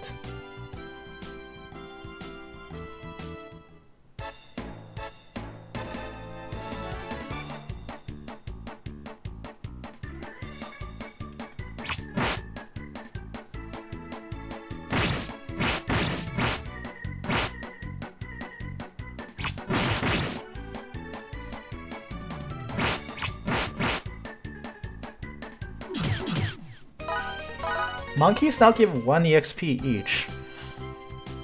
So they're pretty quick to dispatch. We're very, very far above them in terms of level.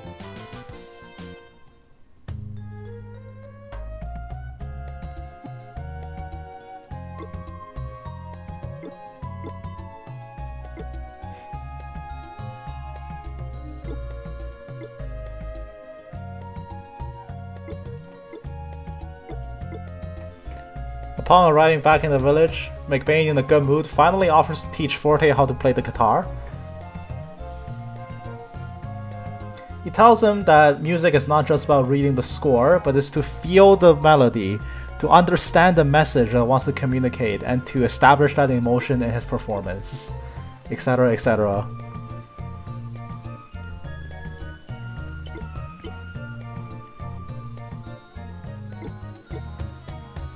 Forte in his practice asked, if we confirmed that the magical map is the real deal, does McBain really plan on traveling? And McBain says that with that his decision is made. This is his last journey. This is the last journey McBain will take in his life, and he's determined to make it a good one. So he asked Forte to practice well because they're going to join that solo concert competition and use that as a precursor to begin their adventure.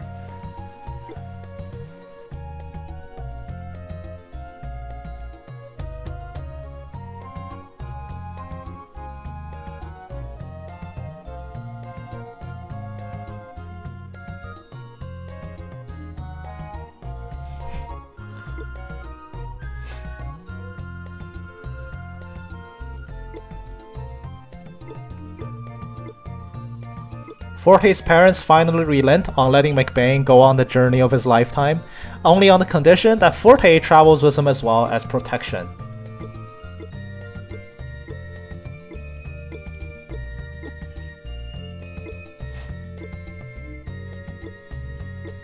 They give him a few days to consider before the solo performance kicks in, and ask Forte to accompany McBain on his journey.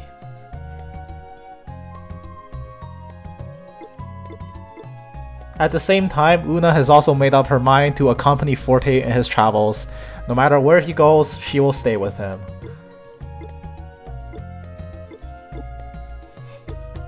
Forte's mom makes a wild guess that she decides to travel purely just to stick with Forte, and says that if she's made up her mind, nothing her mom says is going to stop her anyway, so they simply allow her to leave as well. They say that Una has a certain air of stubbornness, maybe one she inherited from her father.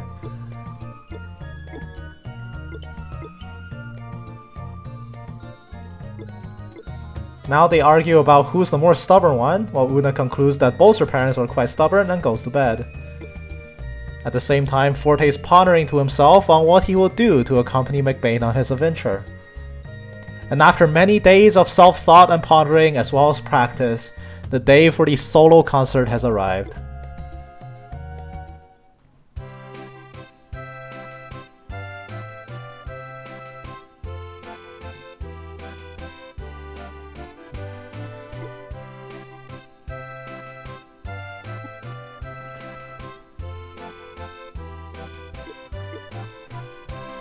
And here is Forte's time for his solo performance.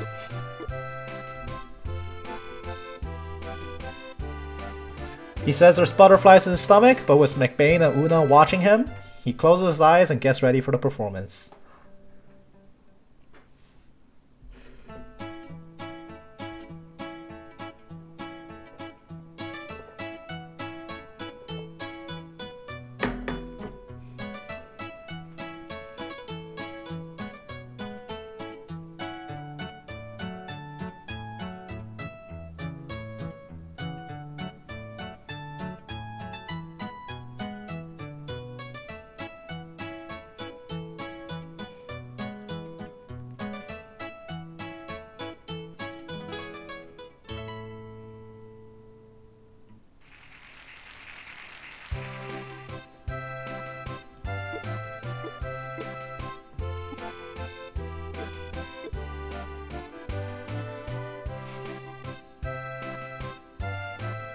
That was a good performance.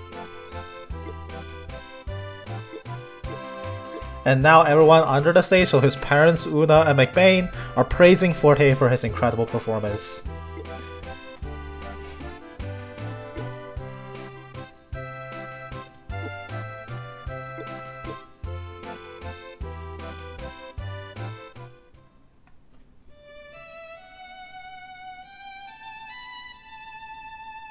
This is the last competitor, by the way. We don't know him yet. He comes from far away.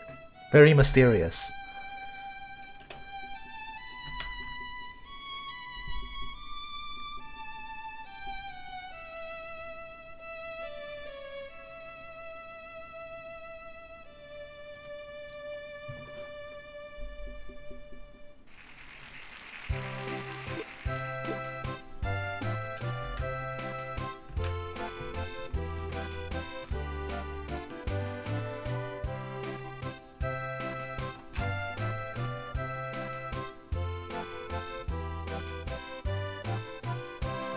I just looked up his name so I can translate well. His name is Altos.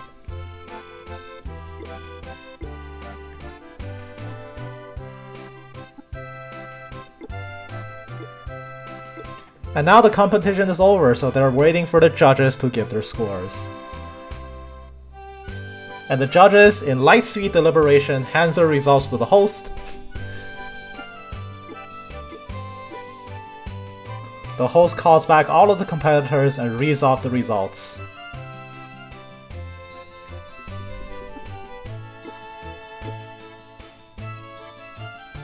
The host also announces that the top 2 finishing spot gets the honor of being able to perform in the orchestra, like in the National Royal Orchestra. So, the top 2 gets to do that. Third place is this NPC that nobody cares about. Second place goes to Forte. And first place goes to the mysterious guy coming from the country named Graysoul, Altos.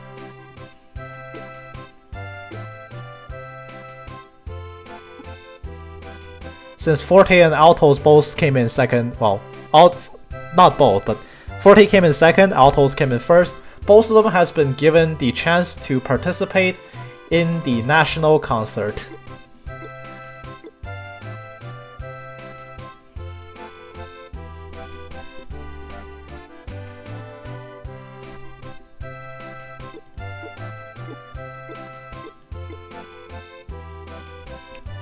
With his entrance ticket to the national concert secured, Forte approaches McBain and asks him firmly one last time whether or not McBain truly wishes to embark on a journey to travel the world.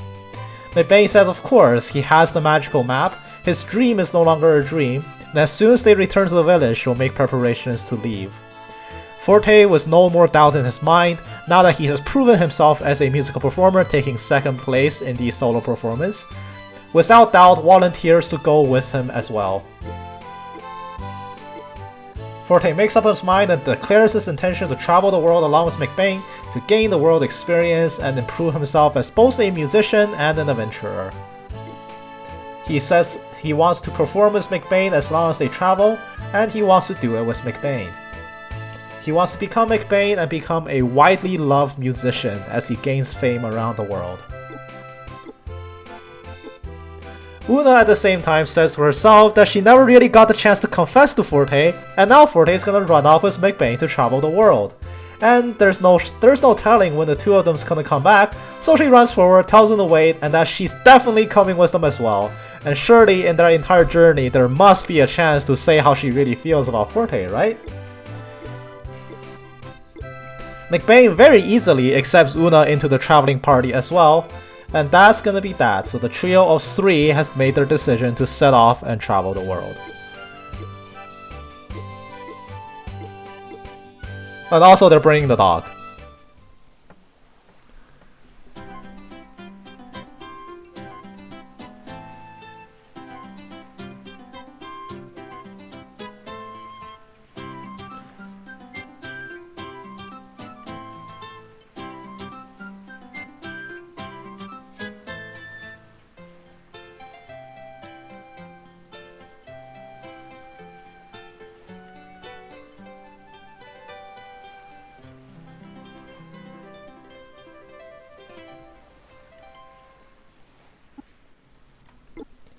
So with this, McBain training both Una and Forte, Una on the flute and Forte on the guitar. Well, 6-string lute. I don't think that instrument exists here, but I think it's called the guitar. They formed the they formed the McBain music troupe and have written their first song, and now they're going to set off as traveling musicians.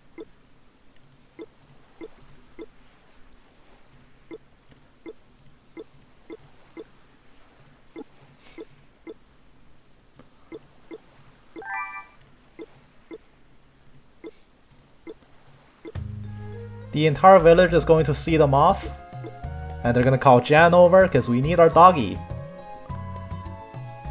The entire village is here to see them off, so before they go, they give them one last rousing performance before setting off.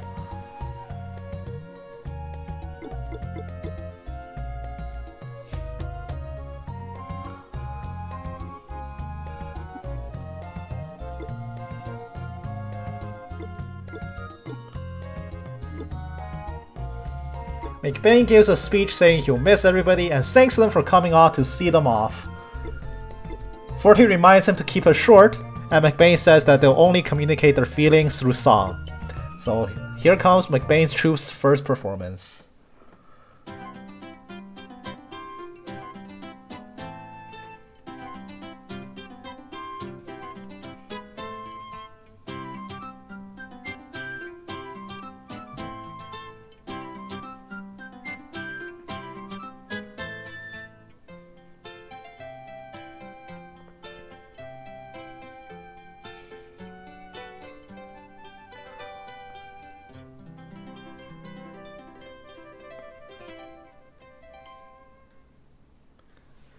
Everybody cheers on their performance that they've named the Traveler's Prelude is the best way I can translate it. The name of their song. McBain tells everybody to gather up and off they go.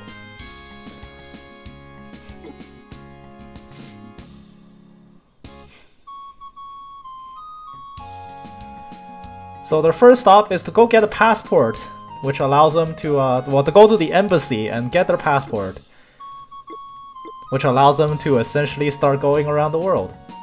So that's going to be our next stop, going to the embassy on this country, embassy in this country, so they can get their passports. So along the way, we're gonna have to head back to Kranka.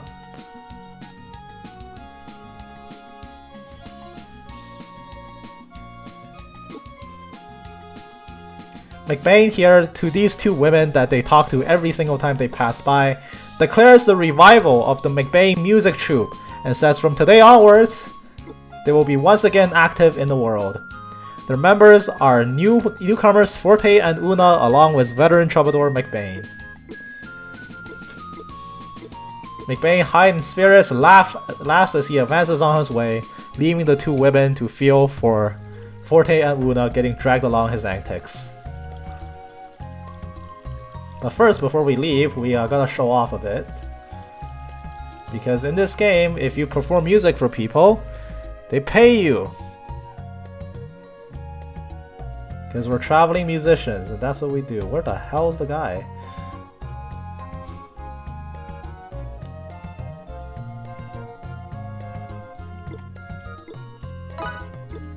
So we're gonna play for the guy that lowered the waterway for us. I think it's this song. This is the Forte solo.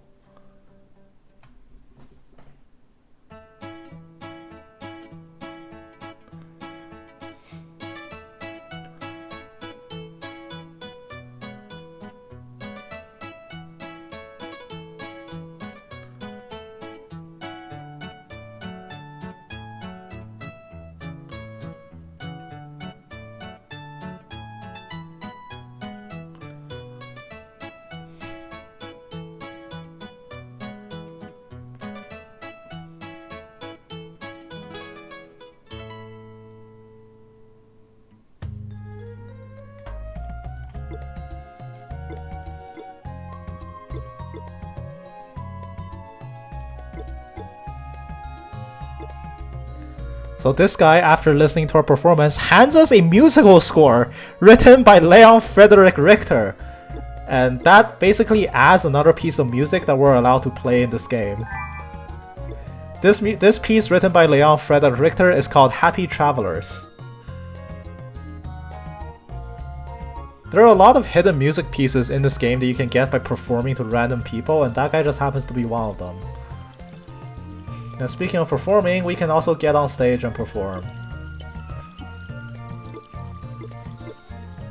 So this is their debut performance for a group of people that aren't actually living with them.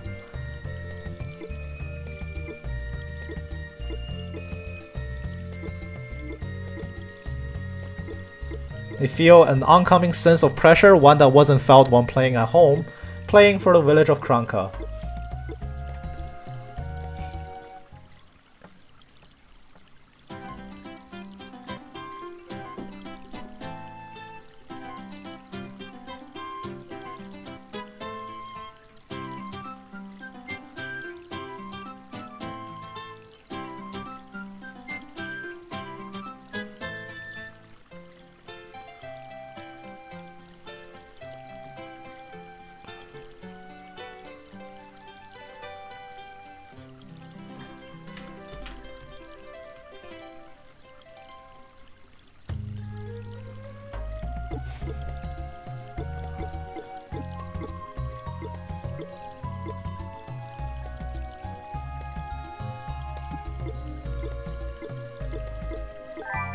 And after our performance, we get handed 300 gold.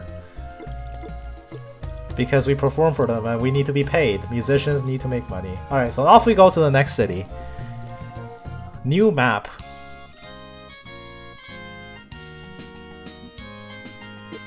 This is the beginning of our adventure for Rio this time.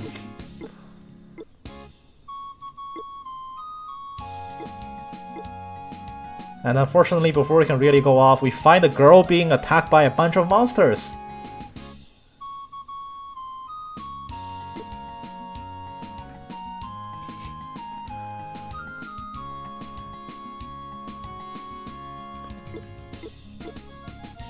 Of course, we can't just leave her hanging there, so we're gonna go save her.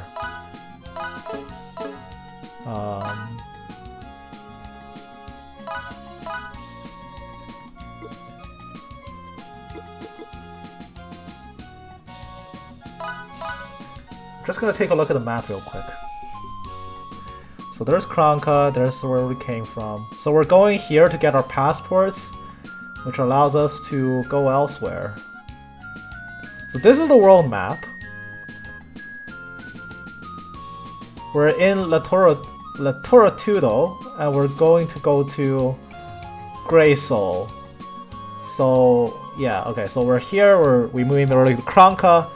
That's our next destination. That's the port.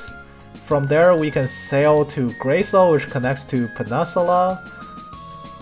And then Markros. I think that's the order that we visited. But that's the world map. Alright, anyway, let's go save the girl. Oh no, there's so many armadillos.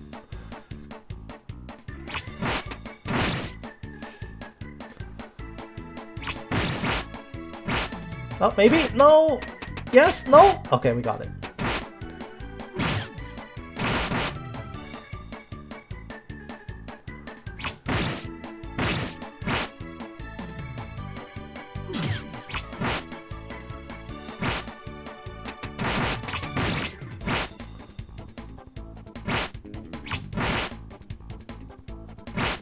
Come on. Come on. Punch! Punch him, McBain! Punch!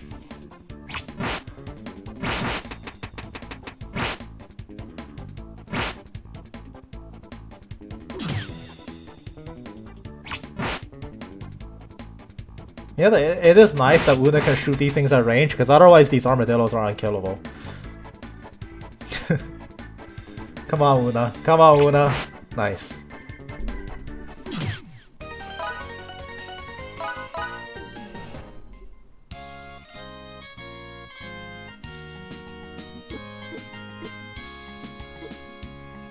They find that this girl is actually a guy just with really long hair. And the guy is in fact an arms dealer. He runs a weapon shop. And the girl informs them that despite her mannerisms being like a man, she is in fact a woman, and please don't get confused. And the girl says that she is going to the arms store in Kranka to set up shop and to deliver a fresh supply of weapons. But in thanks for us having saved her life, she is going to allow us to browse her wares early. Heading out for food, have a great one. Thank you, Grumpy Tiger. Have a great one to you as well. She is going to allow us to browse her wares early, and I accidentally canceled out of the menu. Are you fucking kidding me? Hold on. I actually do want to buy from her. I actually canceled out of the menu. I do want to buy from her because having saved her, she sells weapons to you at half cost.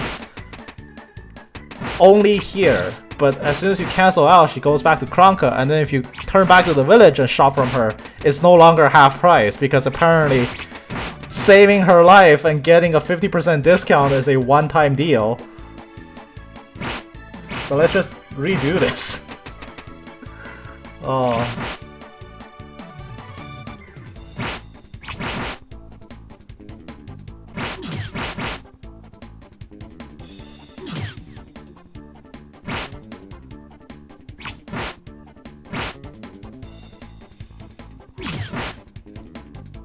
No, don't be fooled. He's playing dead. Go hit. Oh my god, I actually can't manually command to attack either.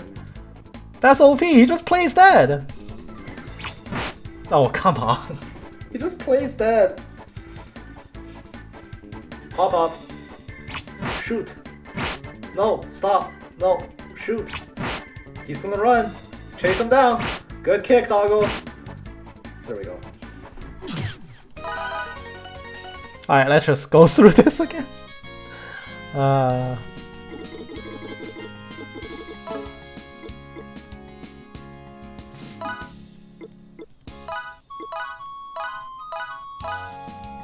Okay, so I want this. Let's see, McBain. This is +3 attack. This is +3 attack.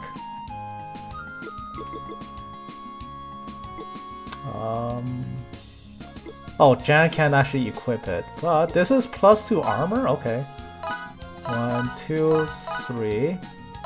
And I believe only Forte can equip shields. That's +1 defense to Forte. Alright, cool. And now the girl heads back to Kranka. So we can go back and buy from her now if we want, but we don't need to. She already gave us discounts on everything. So equip that, equip that, equip that. Equip that, and that. That, and that. Cool, everyone's fully geared up. Let's move on. Tree Stomp? Bird and Tree Stomp. That's a dodo, I think. I think that's a dodo bird, I can't be sure. Ooh. Oh yeah, you can feel the new equipment, except Jan. Jan doesn't get new equipment. Jan's not doing damage anymore, but it's okay. It's okay, everyone else is doing damage. Dodo's pretending to be dead. Una can shoot. Una? Wait, why don't you just move up while he's playing dead? Oh, he's up. Shoot. Nice shot.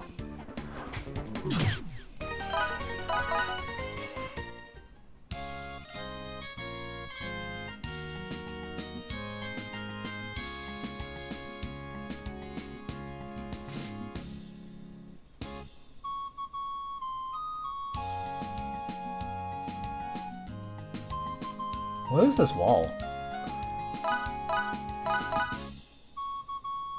Holy shit, it works! Huh? It actually works!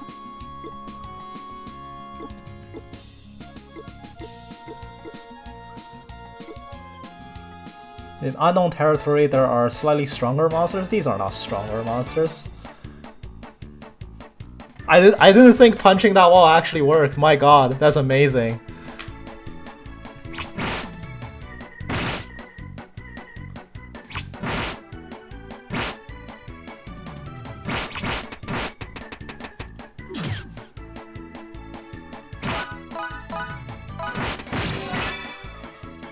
Oh no, my heal got interrupted. Heal yourself, heal yourself.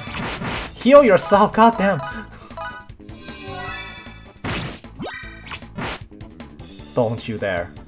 Don't you dare. Okay, good.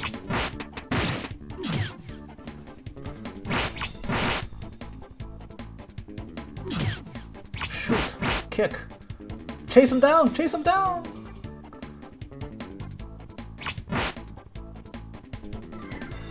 Alright, so now it's just Una soloing a Dodo whenever it stops playing dead. Shoot. Kick. Nope, I got kicked. Punch. Nice. McBain is level 4.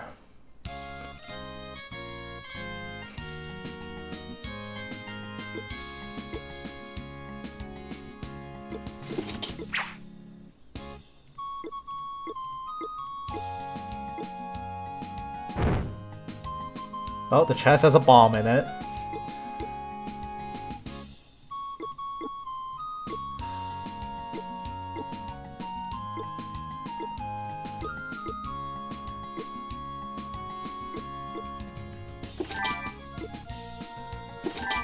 So in here there are 2 explosive bombs, much like the one that was set up there, that we can use to throw at enemies.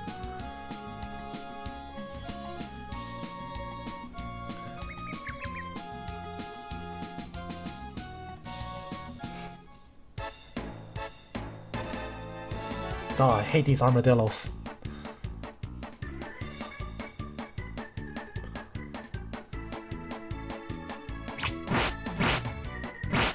At least the tree stomps seem easy in comparison.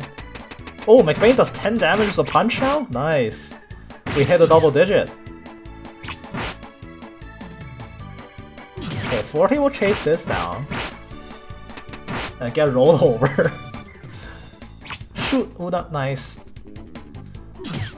Okay, so Dodo is self-healing. Kick him out of it. Nice punch. McBain hurts like hell now. That's really nice to see. McBain actually hurts like hell. I didn't explore down.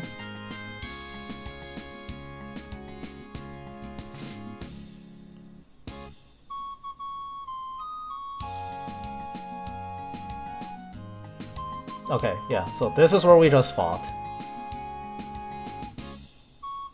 Here's a new encounter. Armadillo, Armadillo, Dodo, Tree Stomp. Well, 40 is tanky enough now that it doesn't actually matter if we get rolled over. It's pretty nice. Like, they do 1 damage to us.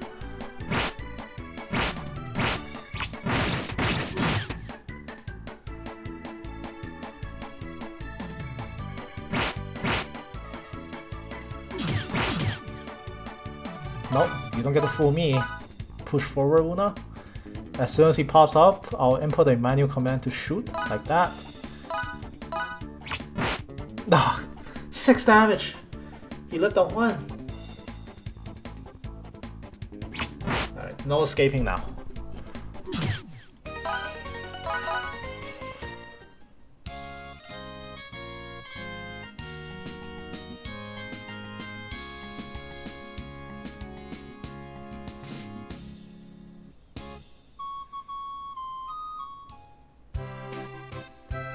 Oh, we're here. What's this town called? I should know.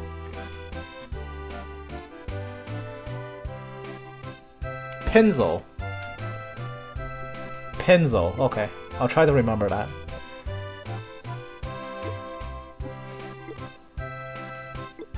And as soon as they arrive in Pinzo, Forte gets swarmed by a bunch of fangirls who recognize him for taking 2nd place in the solo performance. They think that Forte is cute and then start immediately swarming him.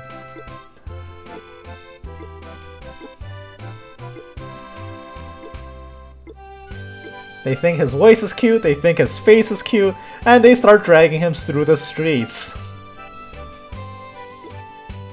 McBain's wondering how Forte immediately got a fanbase of very young girls.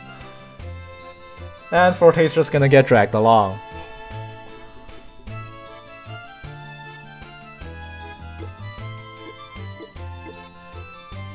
McBain tries to part the sea of fangirls, but with 1 compliment, he also he also just falls into their alluring trap. Una, being the only woman in the group, calmly tells the girls that they're here for a passport and tells them all to scram.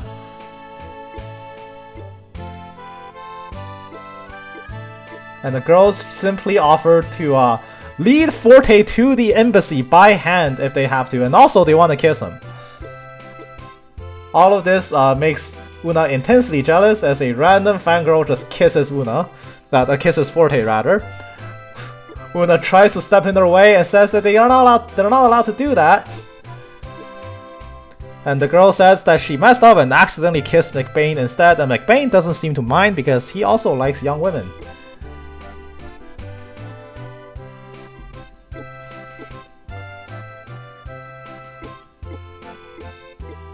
There's a guy spying on us.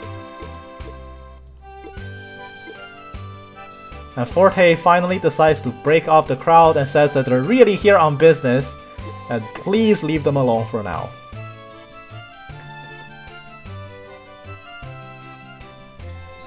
There is a person at my door. Give me a second, guys. I'll leave the music up.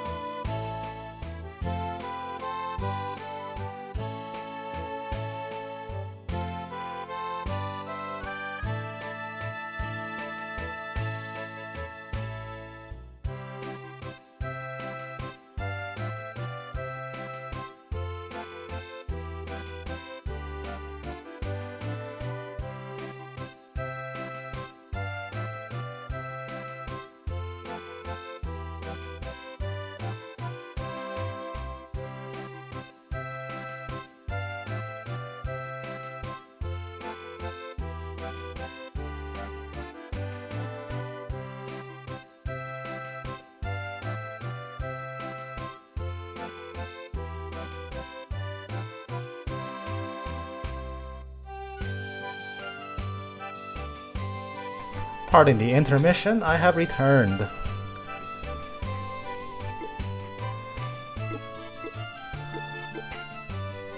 So after the fangirl incident, they finally been given reprieve to go look for the passports at the embassy. Before we do that, I should do this. Go to an equipment store and look for new stuff. Yeah, still nothing new. Okay, cool.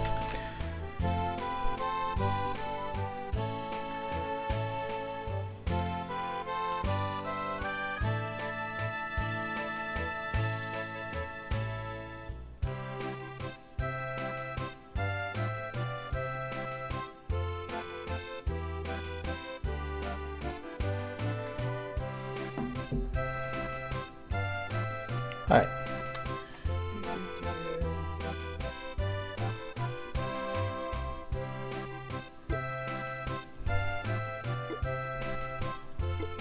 Okay, so where do we go from here? Let's see.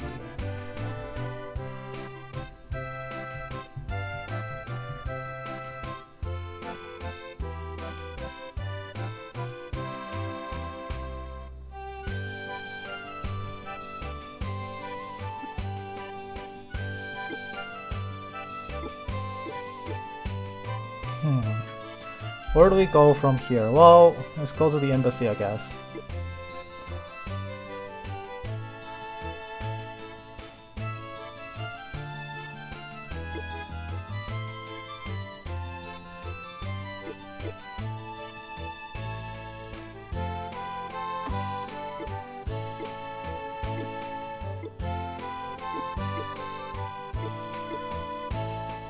They find a bunch of children playing around, but this is not the embassy.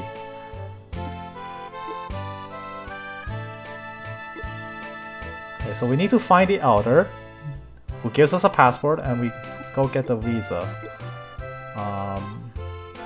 Where's the guy? Are you the guy? You look old. You're not the guy. And apparently Forte is famous now because he came in 2nd place. Imagine what happened to Altos. He got 1st.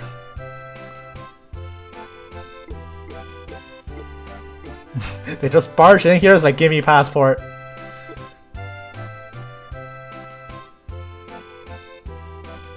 Ah, there's the guy.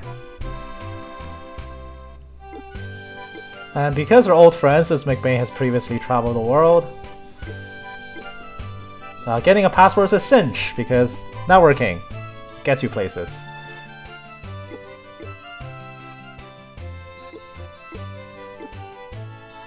They said they were best friends once upon a time, in their young age, so now they're more than open to help each other. They say great deeds about McBain in the past, how he was a great adventurer, traveled the world, met a bunch of people, all that kind of stuff. And seeing McBain back on the road again fills him with no end of joy. McBain says that this is his final voyage, and he wants to fully travel the entire world. They reminisce about the past, saying that times are so much different than they were back then.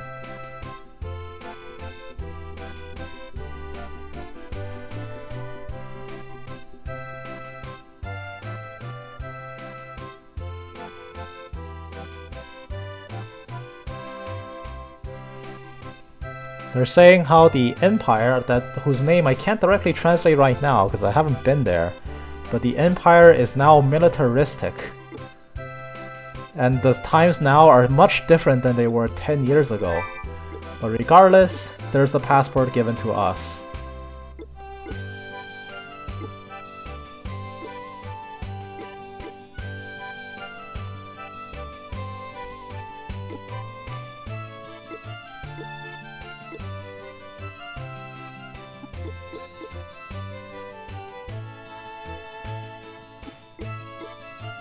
So now, with our passport in hand, we just need visas. So go to this embassy and get a visa. They ask us purpose of travels, and we say performance. For, well, traveling performers. They acknowledge that traveling performance is a valid reason, and even allows a dog into the embassy.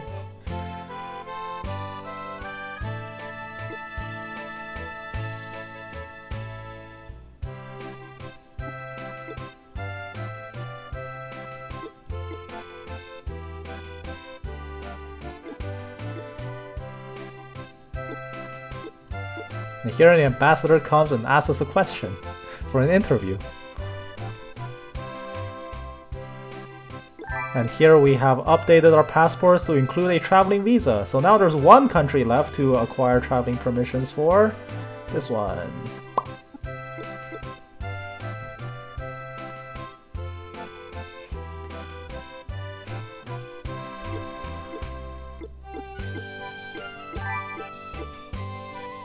And because the nation that this place is the embassy for our allies, we don't need to go through so much riffraff, and we just get our visas immediately.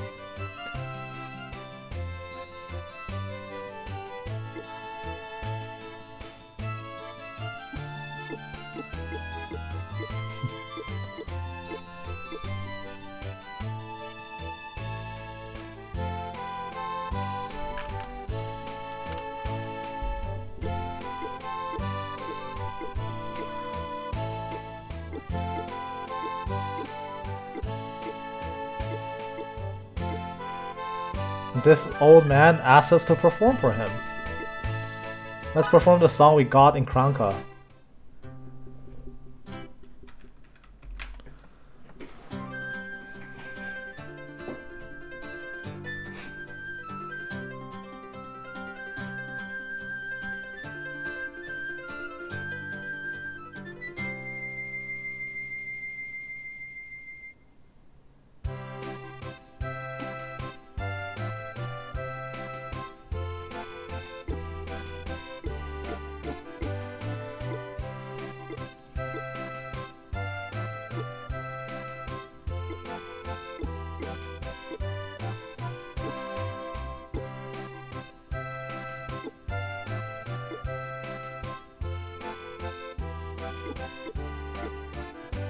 So after performing for this guy, he allows us to browse his entire collection of Leon Frederick Richter's musical records.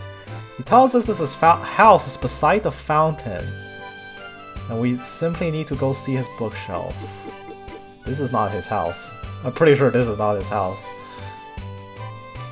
Where the hell is this guy's house? That's an inn. This is the bar.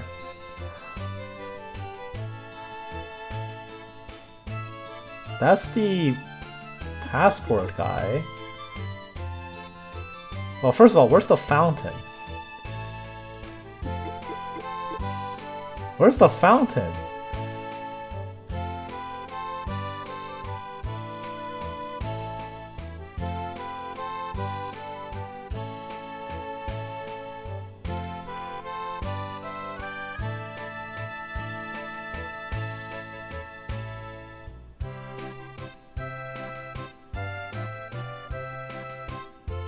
Oh, there it is.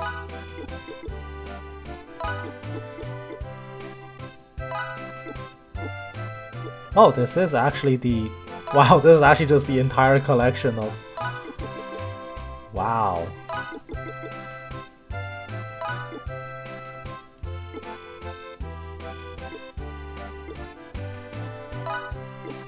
Huh. If I had more time, I sit and translate this whole thing.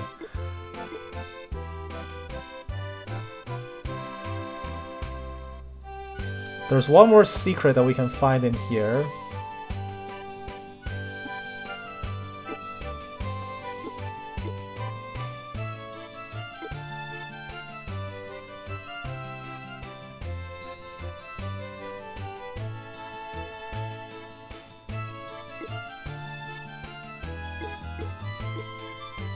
And just as we're about to leave, the fangirl army has appeared again. And because they're not gonna let us go, we're gonna give them a performance before they can let us go. So back we go to perform.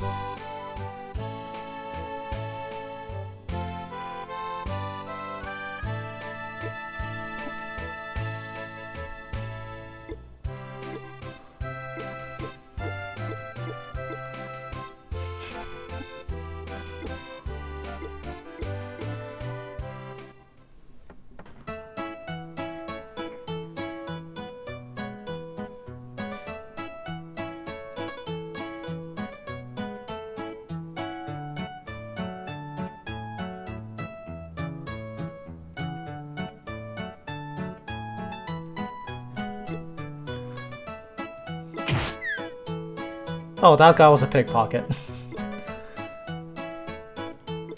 And that guy's also a pickpocket. Trying to rob the fangirls. And the three bandits don't get their way. Oh, never mind, that guy's coming back. And he gets kicked away again.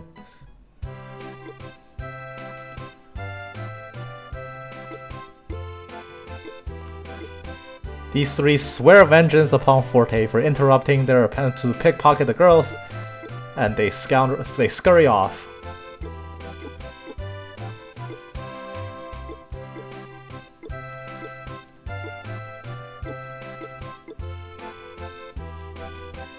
The girls thank Forte for giving them the performance and scurry off.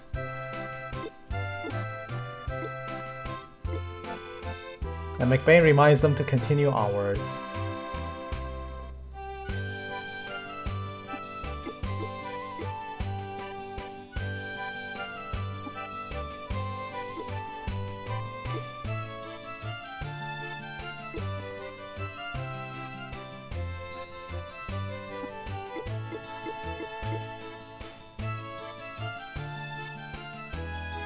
Off we go to the next town over, the port town, so we can sail off.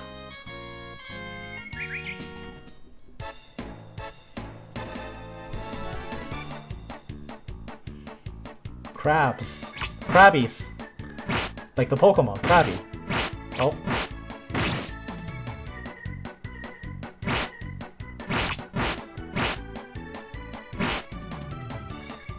And when they get injured, their gimmick is they just run. Okay, cool. Oh, they also try to heal themselves, I see.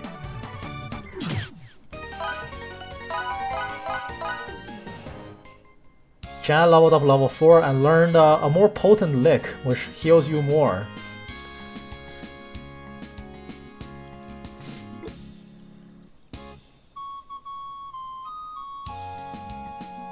They encountered a woman on the bridge who greets us and then leaves.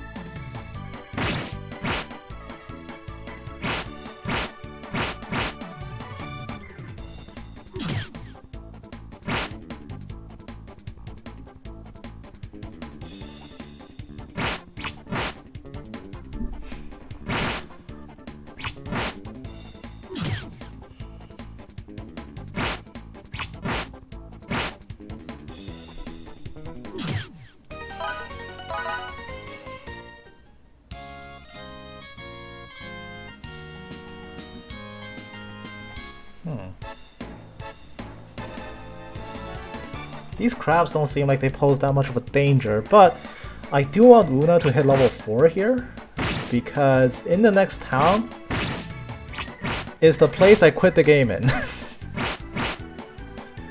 When I first played this game when I was 8 years old, the next town is where I quit this game forever. Because of a very specific boss fight in that town. 8-year-old me thought it was total BS and that fight was completely unwinnable, so I just stopped playing.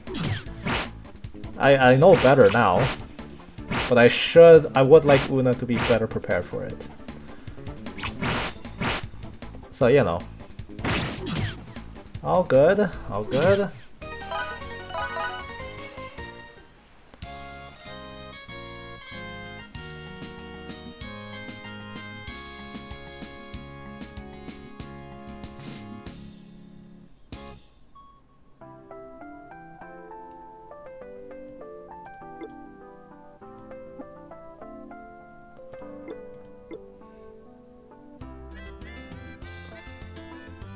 Do we have better equipment here? We don't.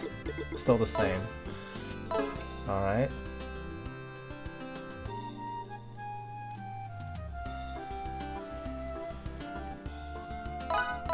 Do we have anything we can buy here? HP recovery, MP recovery, antidote, anti-freeze, anti-sleep. I've got 525 gold on us, that's a lot.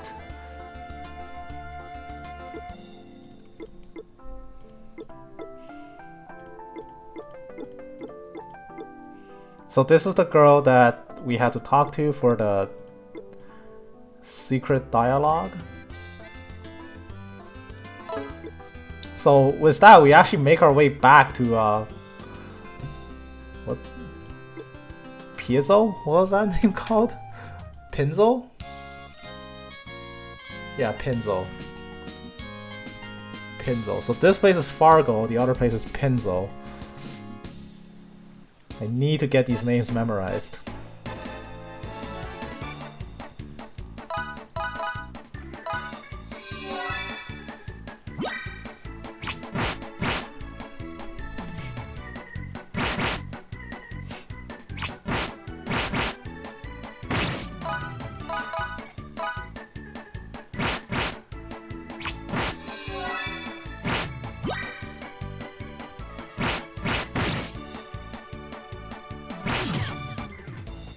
That Krabby's healing himself. Hit! Hit! Nice. Alright, Una's level 4. Excellent. Level 5 is not required, nor am I gonna grind for it. It's too much. I do, however, have to make my way back to Pinzo a second time after this. Like, there's a lot more fighting along the way. Just because of the way I'm doing things. But now we make our way back to Pinzo to get the book. Like, get the hidden collectible books.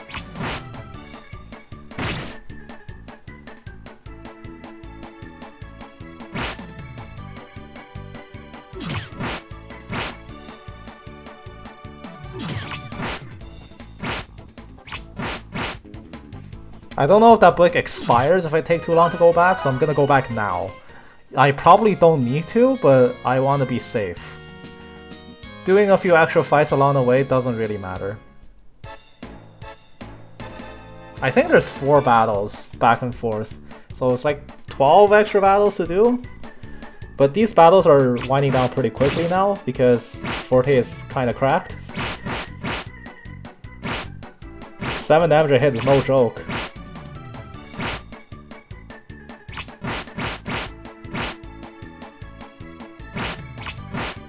We gotta stop the Krabbies from healing.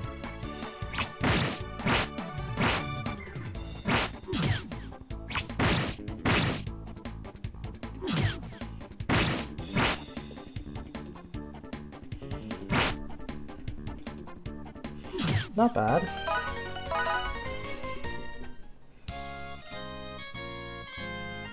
Not bad. Alright, back to Pinzo.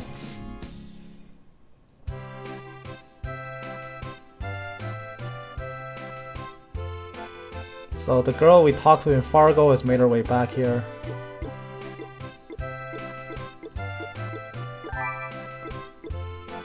So we got that.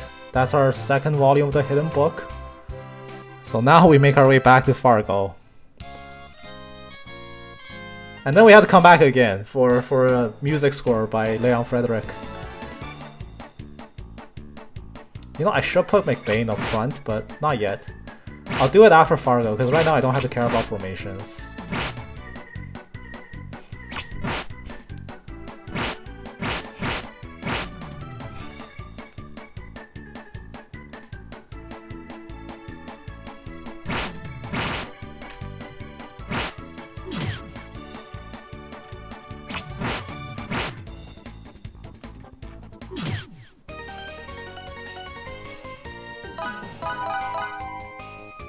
McBain hit level 5. Wow. Maybe we are gonna be level 5 for this fight. Not required at all, but man. Maybe it is required. The fight that made me quit a Legend of Heroes game has to be memorable some way. Well, here goes nothing. Let's make a save. Let me just check, because I'm tired of not doing things right. What is the next continent called? Wrong button. Ah.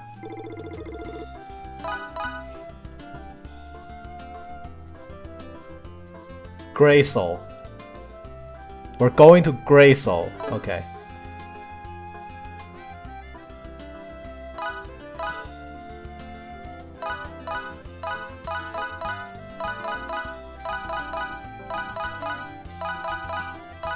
Gonna sell our old equipment for money.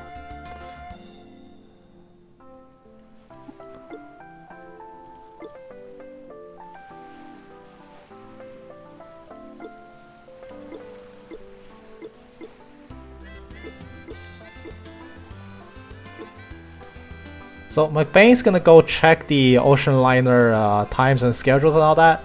He leaves the luggage out and asks Forte and Una to watch over it. So they immediately turn their backs to it. And the 3 bandits that got humiliated over in the town of Pinzo wants to get their revenge on Forte. Meanwhile, Una is love-struck again.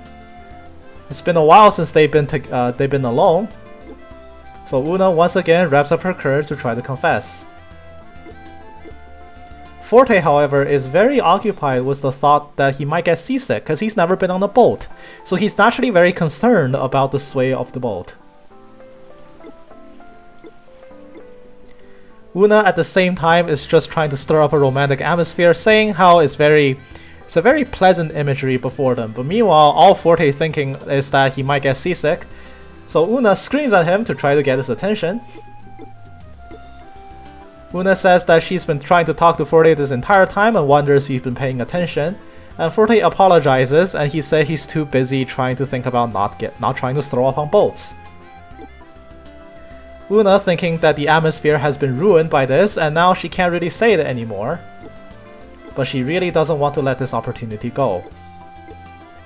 But before she can say anything, here comes the bad guy, and comes up with this same atmosphere that one would go, "Hey kids," in the back alley. He asks Forte if this is the first time he's gonna be sailing. Una's very annoyed that once again she got caught by somebody else, but Forte converses with this would-be salesman and says, yeah, he is. He is very nervous about being on boats.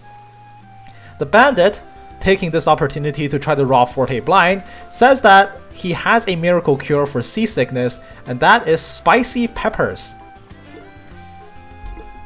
Una questions why, but the bandit then makes up a lie and says spicy peppers, from where he came from, is a great cure for seasickness. So he hands Forte a bunch of peppers, but out comes McBain. The bandit immediately gets flustered and then says he's not a bad guy, he's just here to give some peppers against seasickness. Forte asks McBain whether or not this is actually true. McBain also doesn't know and says, oh yeah, maybe. If he's worried about being seasick, then maybe he should give it a try. McBain admits that this is the first time he says that spicy peppers is a good way to get over seasickness, but if the guy is so insistent on it working, then maybe there's some truth behind it. So the bandit hands a spicy pepper to each of the three people and asks them to bite in. However, the spicy pepper immediately overtakes them and all three succumb to immediate and incredible spiciness.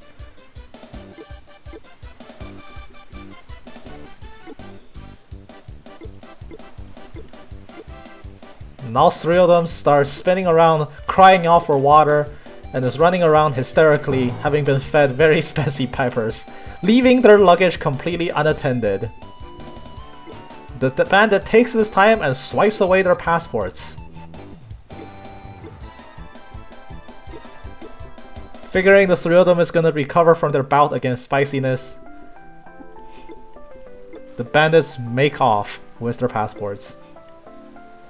Forte comes back claiming it was a near-death experience, and McBain says that probably cut a few years off his life. Una notices the luggage has been opened, and McBain realizes instantly that they've been had, and in fact, their passports are gone. Without the passport, they can't really board a boat and go to Cagesong. So now we're going to investigate the town and look for the bandits who took our stuff.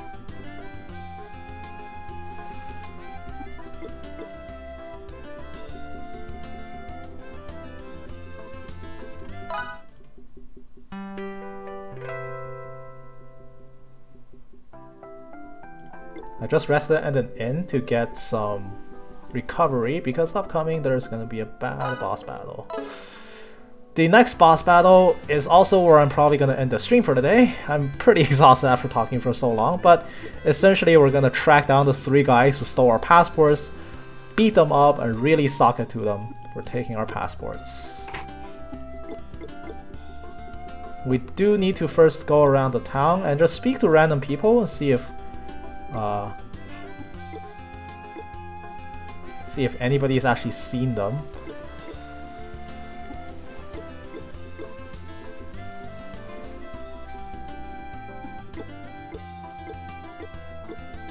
This guy says, oh, you lost your passport? It's gonna take a month to get it back.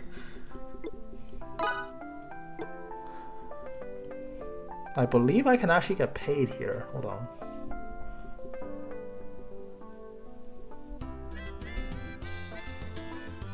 Yeah, I can actually get paid here.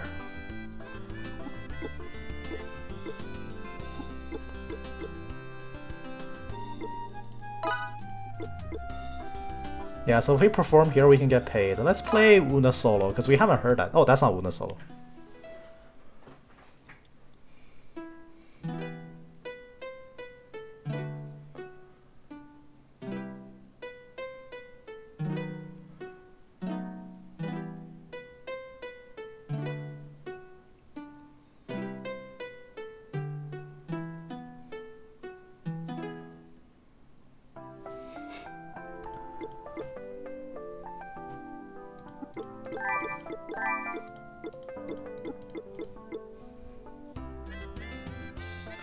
So for our performance, we get rewarded with $50 as well as the second volume to the Doll Knight. Very good.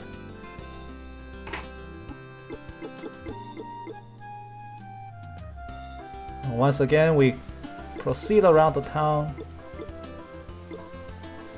And we notice that a lot of travelers here have been stranded because they all lost their passports in a string of similar thefts.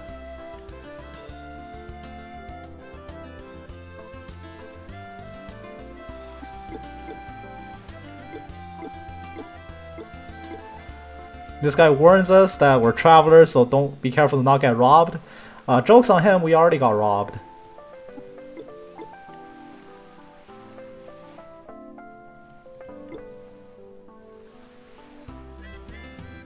This town in general has a very too bad it happened attitude towards getting robbed.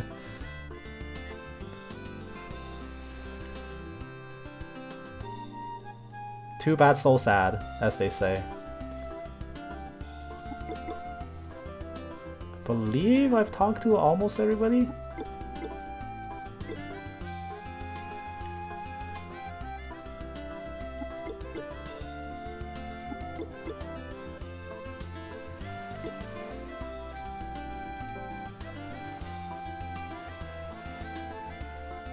Who have I missed? I missed people in here.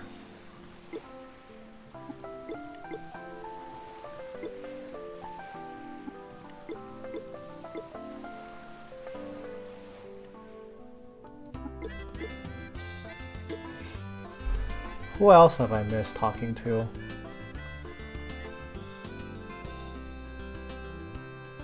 I do know you have to speak with just about everyone in town to trigger like the event that discovers where they've been hiding. Ah, there they are.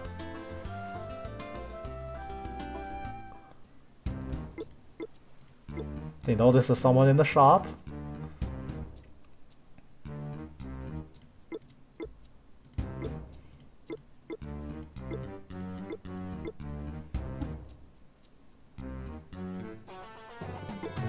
This guy's looking for invisible ink, or like erasing ink, to basically make fake passports. Now we're gonna tail the bandit guy all the way to the warehouse.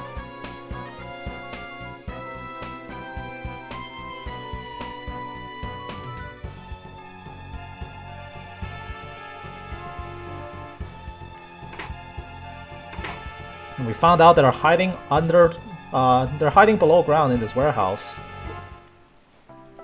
We should be very careful here because this is actually a difficult boss. If memory serves, they each have 70 life.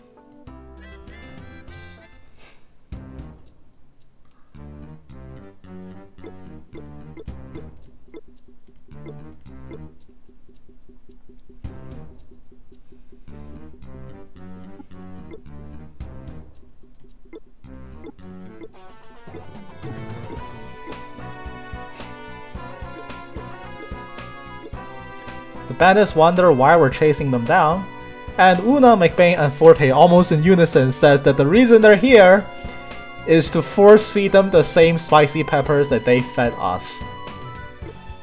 The bandits realize that these guys aren't really sane and prepare to engage.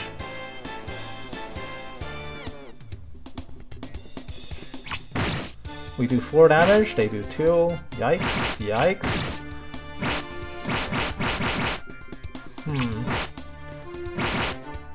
No, this fight's not as bad as I remember, you know? It's actually doable. Doggy's getting beat up though. I'll just heal him up. Oh shit, they're ganging up on the dog.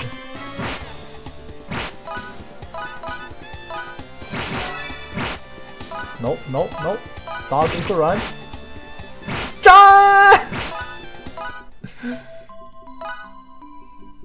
My dog! That's my dog, man!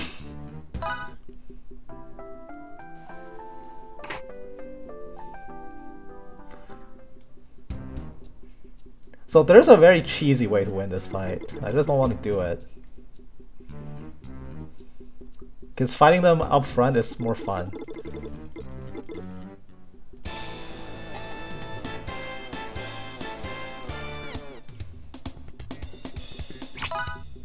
Let's move dog up. There we go.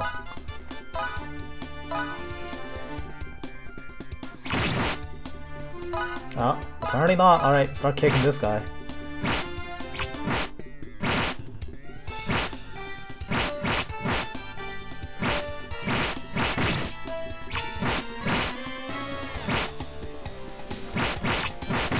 Oh, Forte is getting beat up.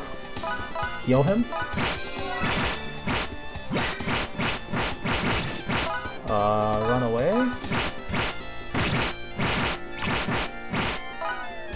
Run away? Hello? Oh my god. Jan!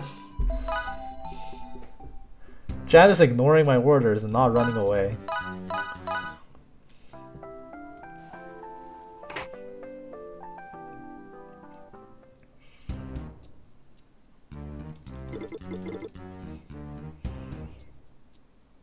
Ah.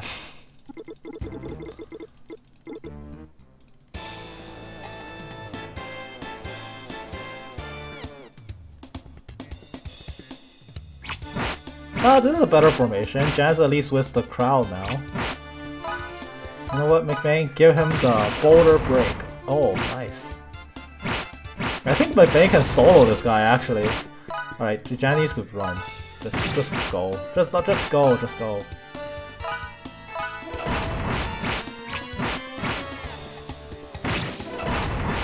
Oh shit, he just casted forever until I tell him to do something else. That's new. That's not how it worked in other games. Okay, so self-heal. 40 is getting double teamed over there. Go heal him. You know, this fight is not bad at all. Kid Me just sucks at the game, turns out. Okay, there's one bandit down.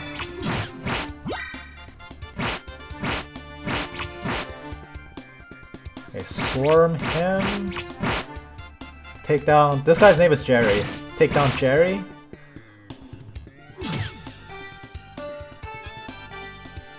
And this guy's name is Doug. Goodbye, Doug.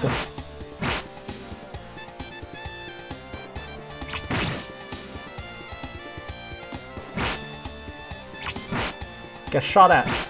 Easy.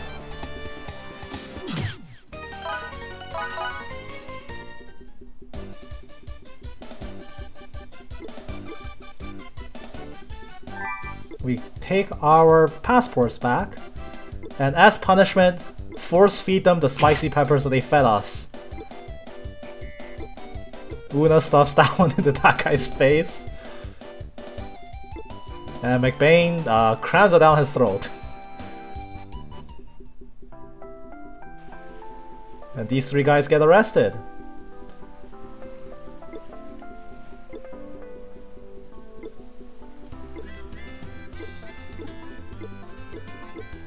They get led away by soldiers, and justice is served. The townspeople thank us for vanquishing the bandit threat, and now we're clear to board again. But before we board, there's one more hidden thing we have to unlock.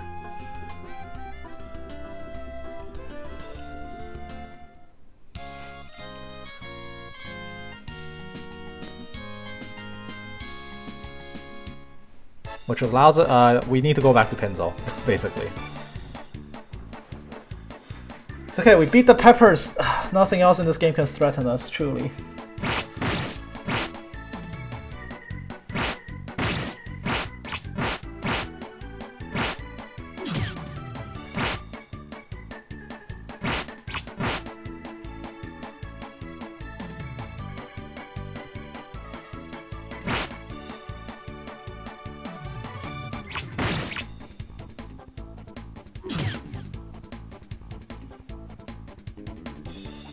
Oh, the Dodo's playing dead. I was like, why is everyone just standing here?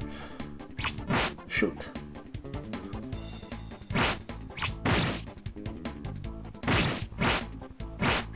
Nice.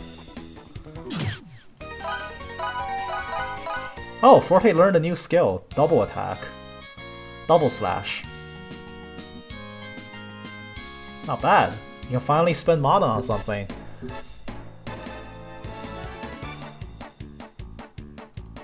Let's try it out. Double attack that Dodo, please. Nope. Double attack the Dodo, please. Oh! Oh! 24 damage? Jesus Christ. That's a lot of damage.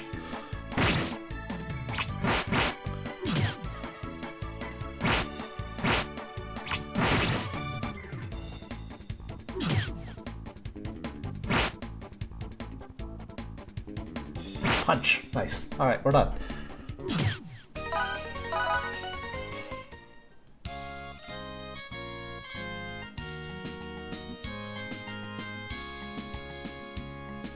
So in Pinzo, there was a guy who is sneaking around in the hotel and basically like sleeping way past what he can afford, hoping he doesn't get caught. And by the time we returned, this guy who was in that bed, he did get caught.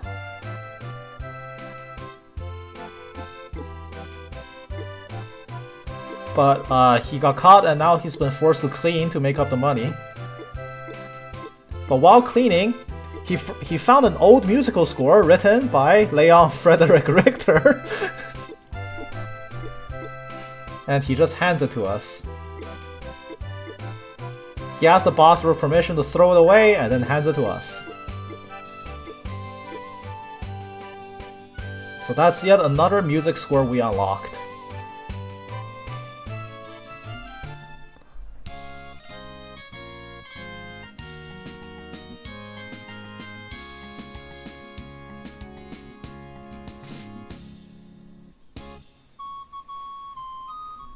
I believe that's the last thing we need to do on this continent. In fact, as soon as we head to the dock in Fargo, that will be the end of the prologue. This game has 7 chapters, not including the prologue.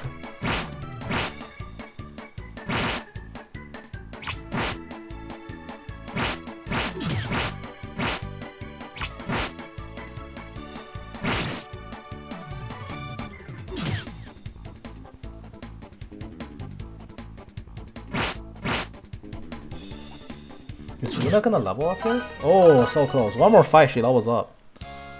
And I'm not going to do it.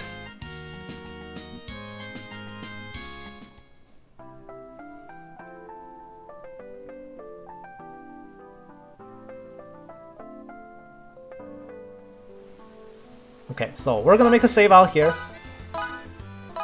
And that's it. So while we stop the game, I'm going to do a quick recap of the story so far. Just a general gist of it, everything, so we get a better idea of it.